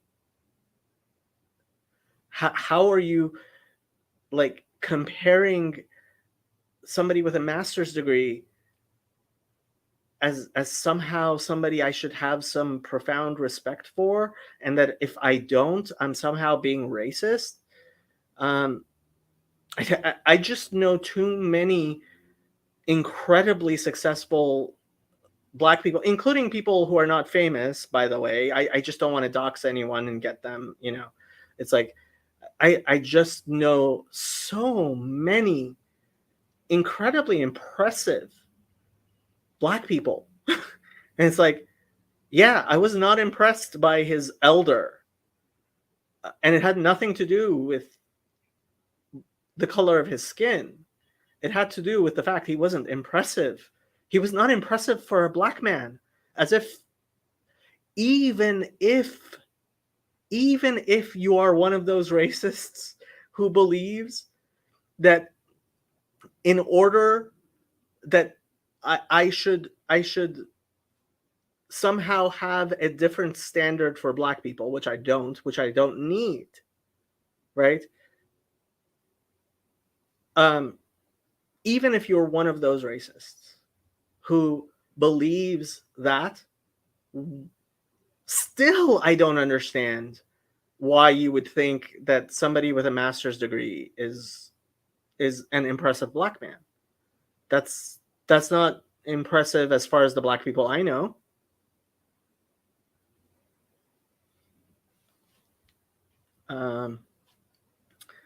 Yeah, right.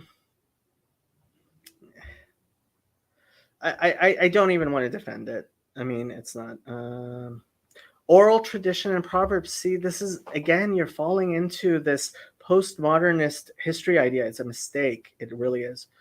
Yeah.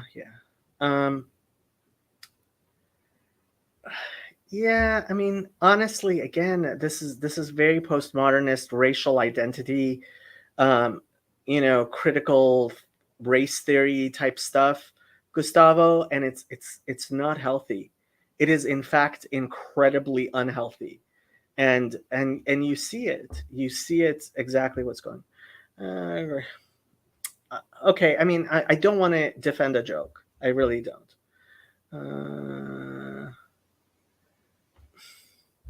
It's not about racism.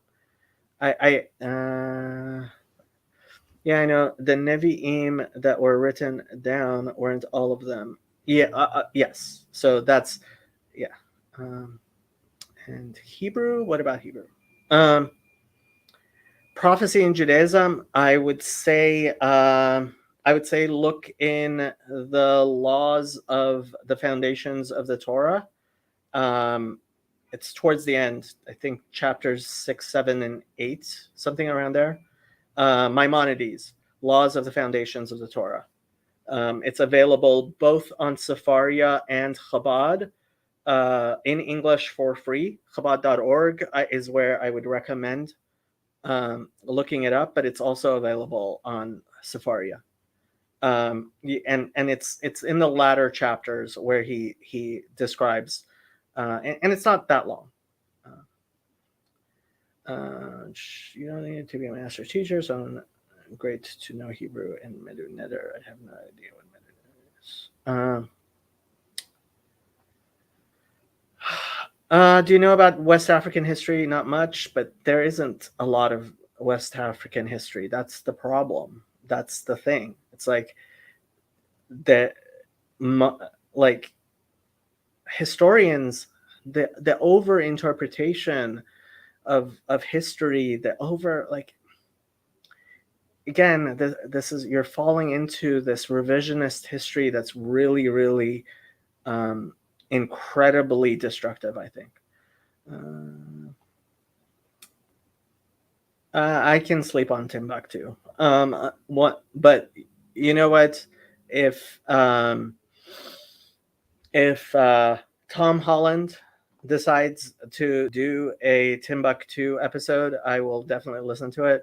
Rest is History podcast is really good, as is Hardcore History. There's a lot of really good history podcasts, but you have to make sure you're getting good history, not the fake history like that the Hoteps and the Black Hebrew Israelites and stuff like that. That's just ideology. That's just make believe. They're trying to make themselves feel good. What's rude? Hotep background. I told you. I read the article from Thing. Thank you for giving more context on that about Nevi'im. I come from a secular Jewish background, so Chabad's teachings haven't been on my radar for someone trying to figure this stuff out right now. You are more than welcome to join my Discord server. We discuss this type of stuff a lot. Let me get a link.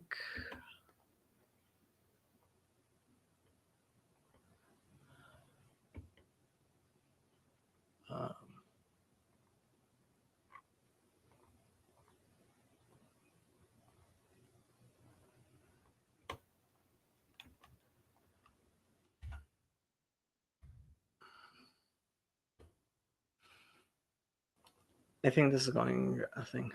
I mean, if I'm wrong, you have to show me where I'm wrong. Your mouth is too quick. This is another thing. Honestly, I think we are insufficiently willing to talk about things and be willing to be wrong. And if I'm wrong, correct me. That's fine. It won't be the first time. My mother's grandmother was a Jewish woman in New York State.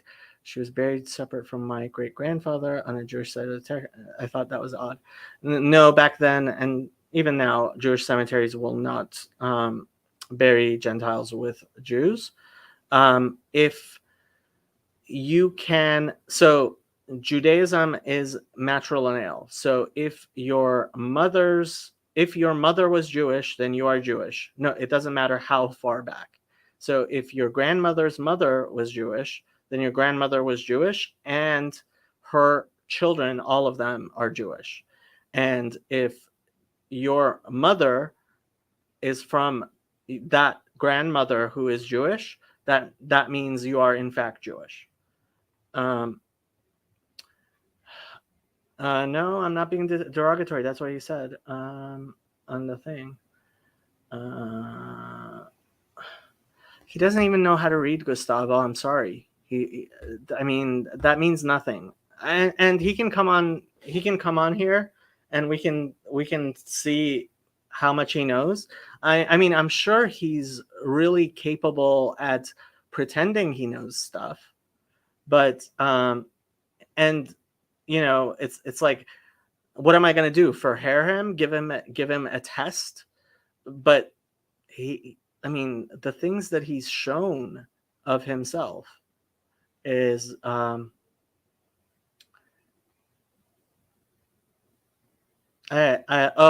West. Yeah, I don't know all these Hebrew Israelite clowns.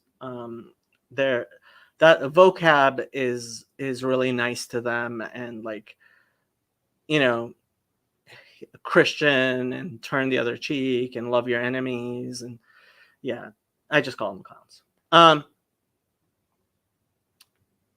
Yes, I am definitely being derogatory. I have no problem with being derogatory. I think part of the problem is we are insufficiently to sounding racist. No, it's not racist.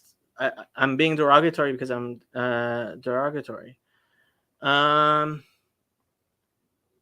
He said, I mean, I got that word from what he said.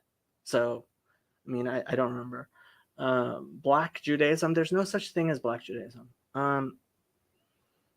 That is not to say there's no such thing as Black Jews. There are Black Jews, but there's no Black Judaism. There's no white Judaism. There's only Judaism. Yeah, it was. In fact, I think it was the interview that's one of the first videos on his. Like, I looked at a few of his videos just to try to see what he is. Well, okay. So that's a thing. I definitely have a lot of respect for people who have risen from a very humble background to a I think somebody who I don't think the question is how high on the mountain you were born. I think the question is how much have you climbed or gone down, right? And it's an infinite mountain, right?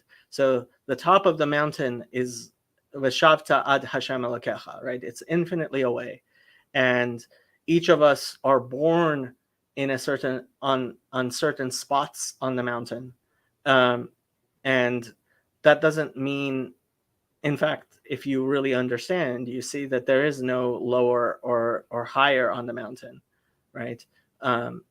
There's only a direction of travel, right? And so we are born where we are born, and we travel where we travel, and God rewards us according to our capacity to turn towards him. What Hebrew words are in Egyptian? Well, Moses, that's for sure. There are some. I'm not. I mean, I'm no expert. So, Yosef would probably know this stuff a lot better than I do. So,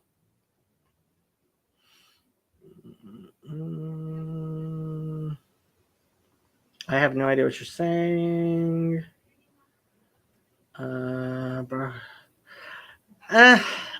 I don't think he was a good president. I don't think he was bigoted or hateful. I do think there were a lot of bad things and a lot of good things, and he's human.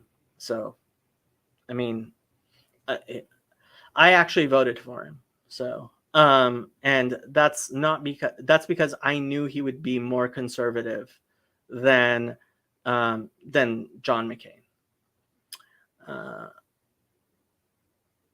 I have no idea what you're saying, Gustavo. Racist is a strong word. Well, it depends what you mean. I mean, if you actually mean racist, like if you mean like implicit bias, that's something we all have and have to try to be aware of as much as possible, and not have it sorry, somebody just showed up on the thing. On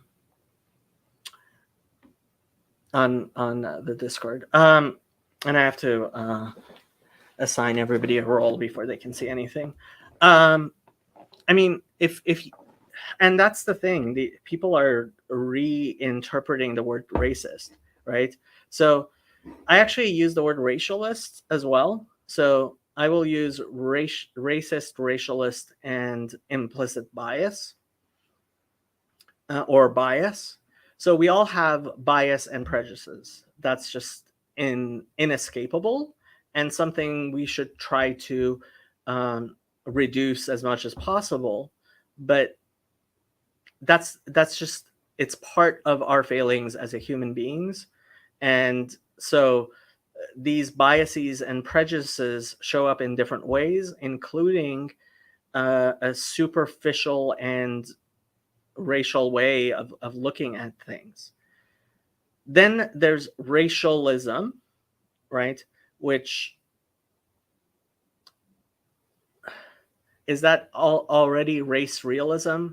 So there are in fact some things that are true of people based on their race. For example, there are certain health things that as a Jew, I am more likely to have, and my doctor needs to be aware of those, right? So that could be considered part of racialism, right? Or the race realism. And to some extent, I think calling that racism is wrong, because you have to realize, even though, again, I think the race realists go way too far, right? And then there's actual racism, right? Like we had segregation, or they have had apartheid in South Africa, or like that's actual racism. And we don't clearly distinguish between these things, and that's deliberate.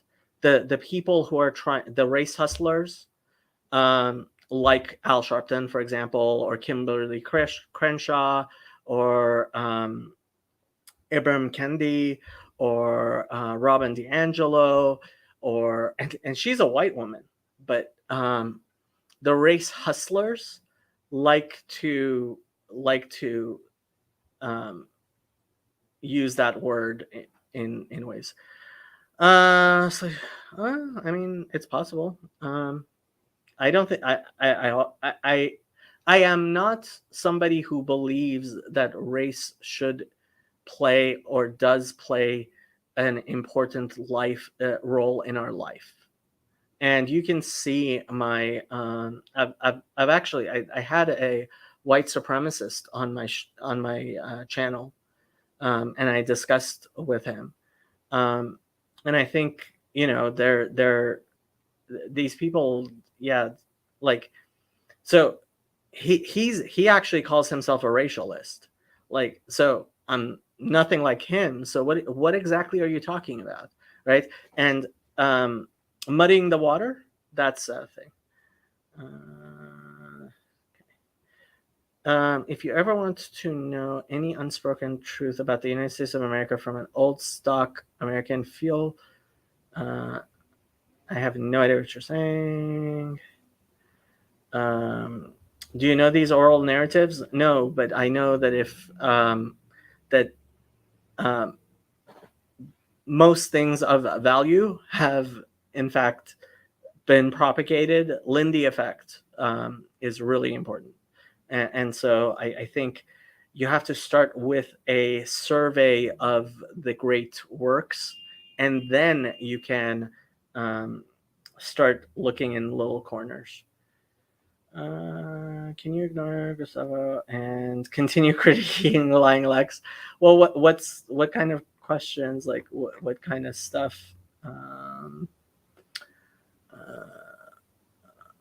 I have no idea what you're saying, Amir. Transliteration. I have no idea what you're saying. I have no idea. Oh, that's my Discord server. Sorry. No idea what you're saying.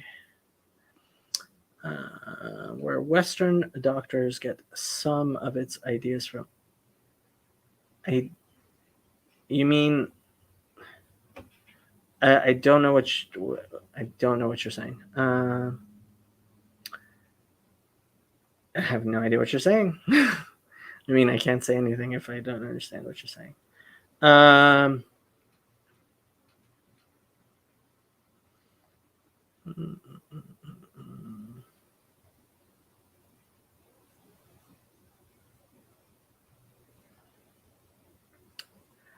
My mother's mother was Jewish. Are you saying I am Jewish or Christian? I was raised Christian.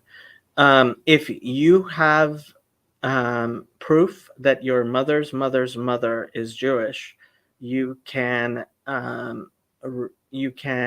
speak to a rabbi who will take that proof and give you a letter, which will be accepted by the chief rabbinate of Israel, that you are in fact Jewish, and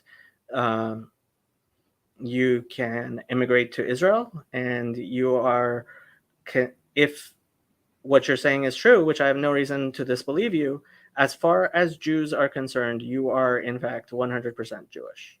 You are as Jewish as anybody else.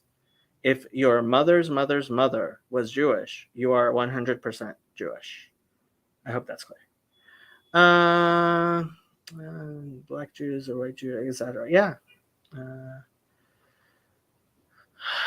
I have no idea what you're saying.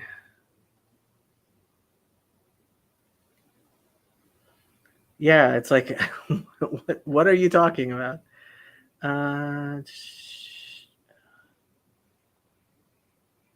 It's a bit late, so I can talk on Sunday. Laila Tov, Shabbat Shalom. It's almost Shabbat. No idea. No idea. I'm trying to find where we are, where I can understand. The truth is not perceived as important to left-wing radicals or large percentage of Black population in the USA anymore. Sad. I have to say, I think it's not just left-wing radicals. I think there's definitely a huge element of that on the right as well. And I think it's all over the place. This has turned into a chatting stream. I should probably stop this and just chat.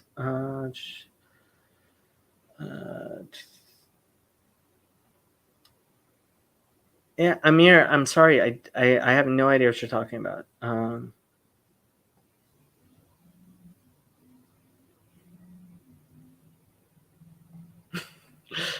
I'm not sure, Okay, I caught up with the comments. So, yeah. If people have things to say, what time is it? So, unless we have things to say, I am going to leave at 8. But if people want to talk, we can talk. Let me check my email and stuff, though. I still should be pretending to do my work and be a productive member of society. And like, I totally did not, um, I'm totally not caught up on my podcasts and yeah. Not anymore from what I know. They're in West Africa. West Africa? No, from what I know, those are in East Africa. So Ethiopia, there was certainly, and they've basically all moved to Israel. But from everything I've seen, these look, there are a lot of people who want to immigrate to Israel, and they claim Jewish background, which I don't blame them, but that doesn't make it true. And then there's this whole Black Hebrew Israelite thing, which is just bullshit. Sure. Tries with being Jake. So Dr. Michael Heiser made this point, and he's right. There are only so many sounds that the human mouth can make. And so this type of over interpretation, it's called patternicity. Like, yeah, I'm sorry, Gustavo, but you're engaging in a lot of this wishful history. Like, this isn't real history. This is people think that they can feel better about themselves by having an identity of saying, you know what, my ancestors were X, Y, and Z. And that's not healthy. It's not healthy at all, right?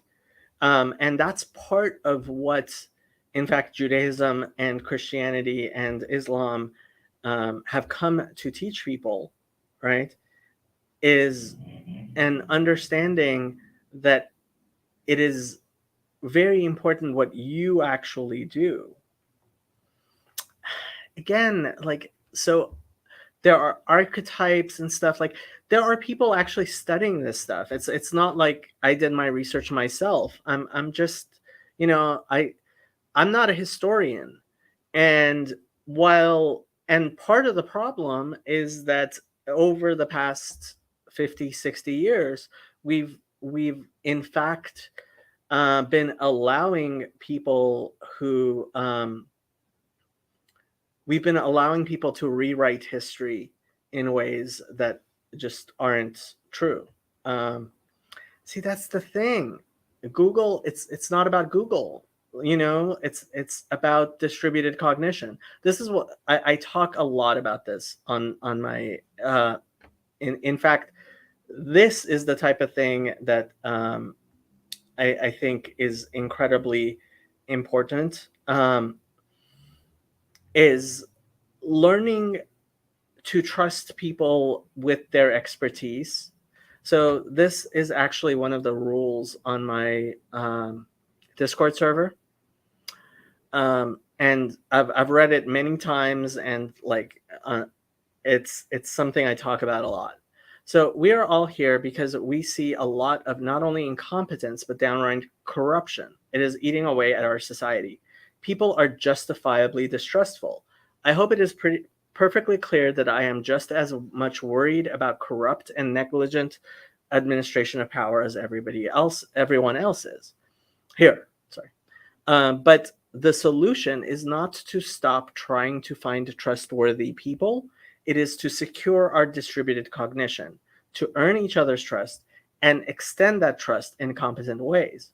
And so I am always looking for um, competent people that I can extend my cognition to. I mean, I'm using jargon, but it's like jargon that this corner of the internet uses and has developed, and I think is important.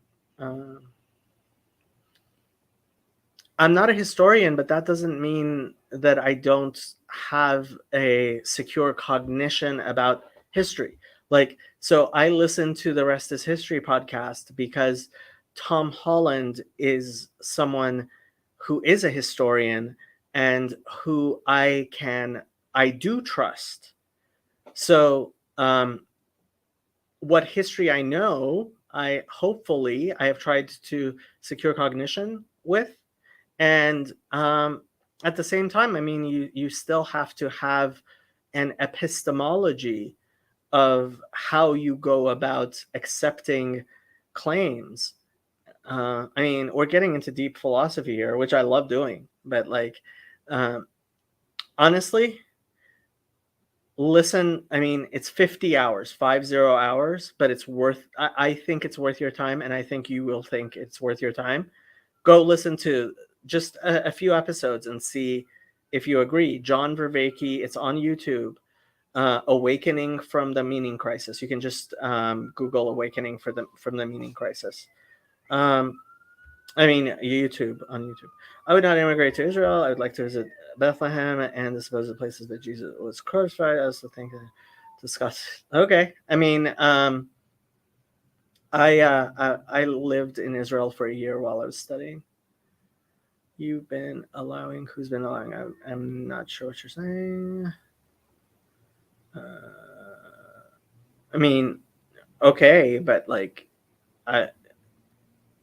you have to give me experts that I can trust. Oh wow, no. So the civil rights cases. I'm here, so I might as well. Civil rights cases. So the civil rights cases, and this is a decision in 1883. And Justice Harlan was absolutely right in his dissent to the civil rights cases. And so what happened was the Supreme Court misinterpreted. So this case needs to be overturned.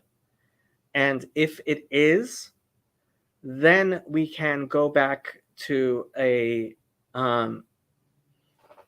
more reasonable understanding of the Commerce Clause and the Supremacy Clause and the 14th Amendment's other clauses. We have a lot of bad jurisprudence that needs to be fixed. And unfortunately, our Supreme Court, partially because of Roe versus Wade, has been so politicized. And I mean, yeah, that's the whole thing.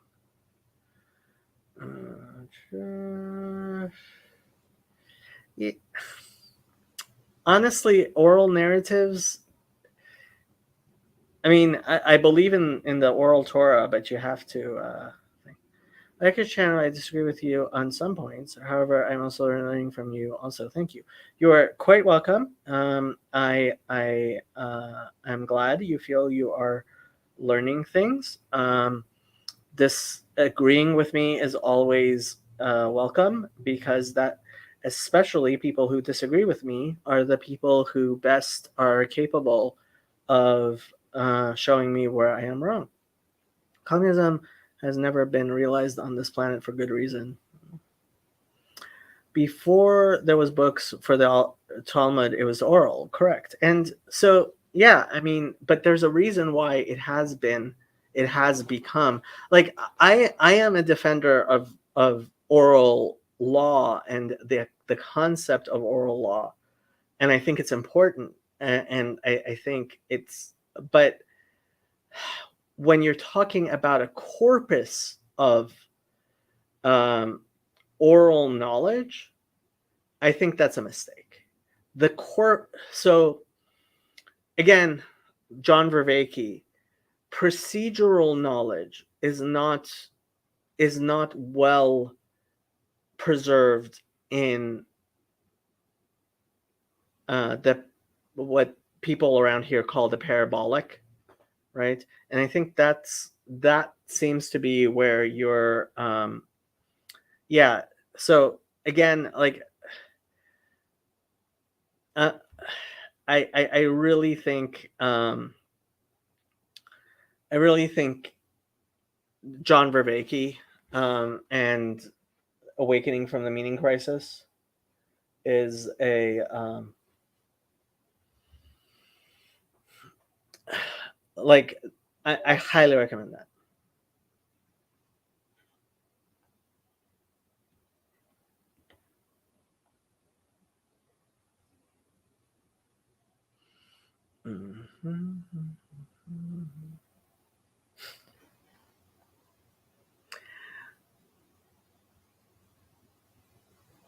Gustavo, this is the second time you've misspelled "you're wrong," um,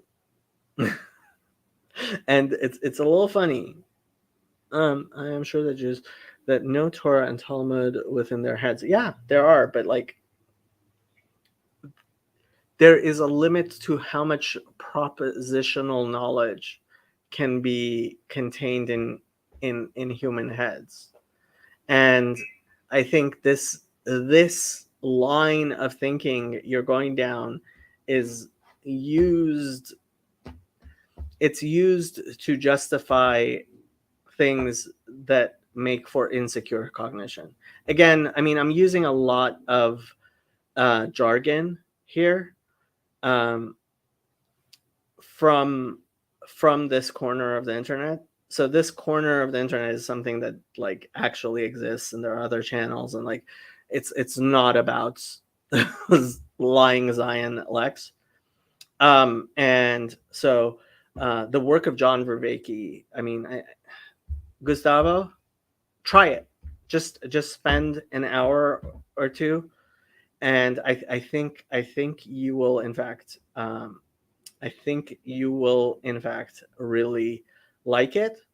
And what I can tell you is, um, if I am any vouch for if you if I have credibility in your eyes as someone who says that there a source is credible in those matters to which they are willing to speak, that they are a valuable source of um, that they are a valuable source of information. John Vervaeke is a valuable source of information for you. I highly recommend. Um, I recommend his stuff, and if you are not familiar with um, Thomas Sowell, I don't. Have you heard of Thomas Sowell? You might. He is. Unfortunately, he's slowed down in his old age, but that man, oh, and so eloquent. I think you would like him. I think you would like him a lot. Oh, Thomas Sowell. Oh, you are in for a treat, my friend. Um, let's let's go on a Thomas Sowell thing. Thomas Sowell. This man. Oh my God. What do you want to learn? Oh, so this sounds like it would be good. Let's see what There is a better way to make money with Amazon than selling physical products. Introduce So, do you know Thomas Sowell? I know that name. Why do I know Okay. that name? Thomas Sowell is a big, famous conservative. He's at Stanford. He's at the Hoover Institute, I think. Anyway, so, within this, I mean, first, just to set all this up, we should set up briefly, how does culture work, right? And the way culture works is that it, like genetic evolution, it works based on blind copying. So what ends up happening is that you are in awe of people. Right? I'm probably gonna get whatchamacallit here, and I should go. It's 8 o'clock. Dude, look up Thomas Sowell. Oh my God, what a jewel of a man! What an absolute jewel of a man! Look him up. God blessed us with Thomas Sowell. Not that I agree with everything he says. In fact, I disagree with a lot of what he says. But the things that I disagree about are fundamentally theological, and to some extent ideological and political. So, but he is brilliant. Oh my God. And his books are available on YouTube for free as audiobooks, because he doesn't enforce his copyright. It's like, oh my God. If it's, I'm not sure. Like, I'm not even sure why it matters. Like, okay, let's say there was. What is it? What? How does that change anything? Right? And if unfortunately it's proofs, what why would that matter? What what are you trying to prove? Let's say I do accept it. What does it matter? How is that important?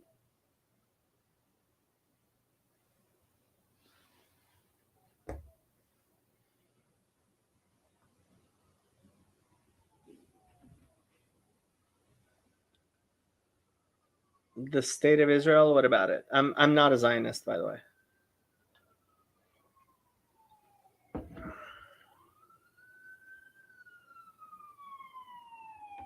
I know I'm going to get accused of being a Zionist.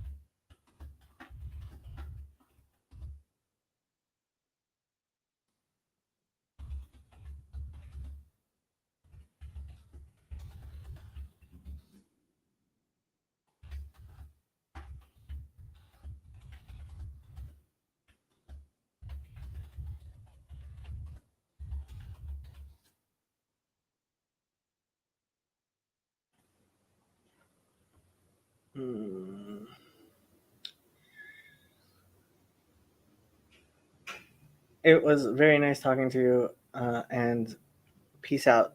I am also going to go. It is almost sunset. Shabbat shalom, people.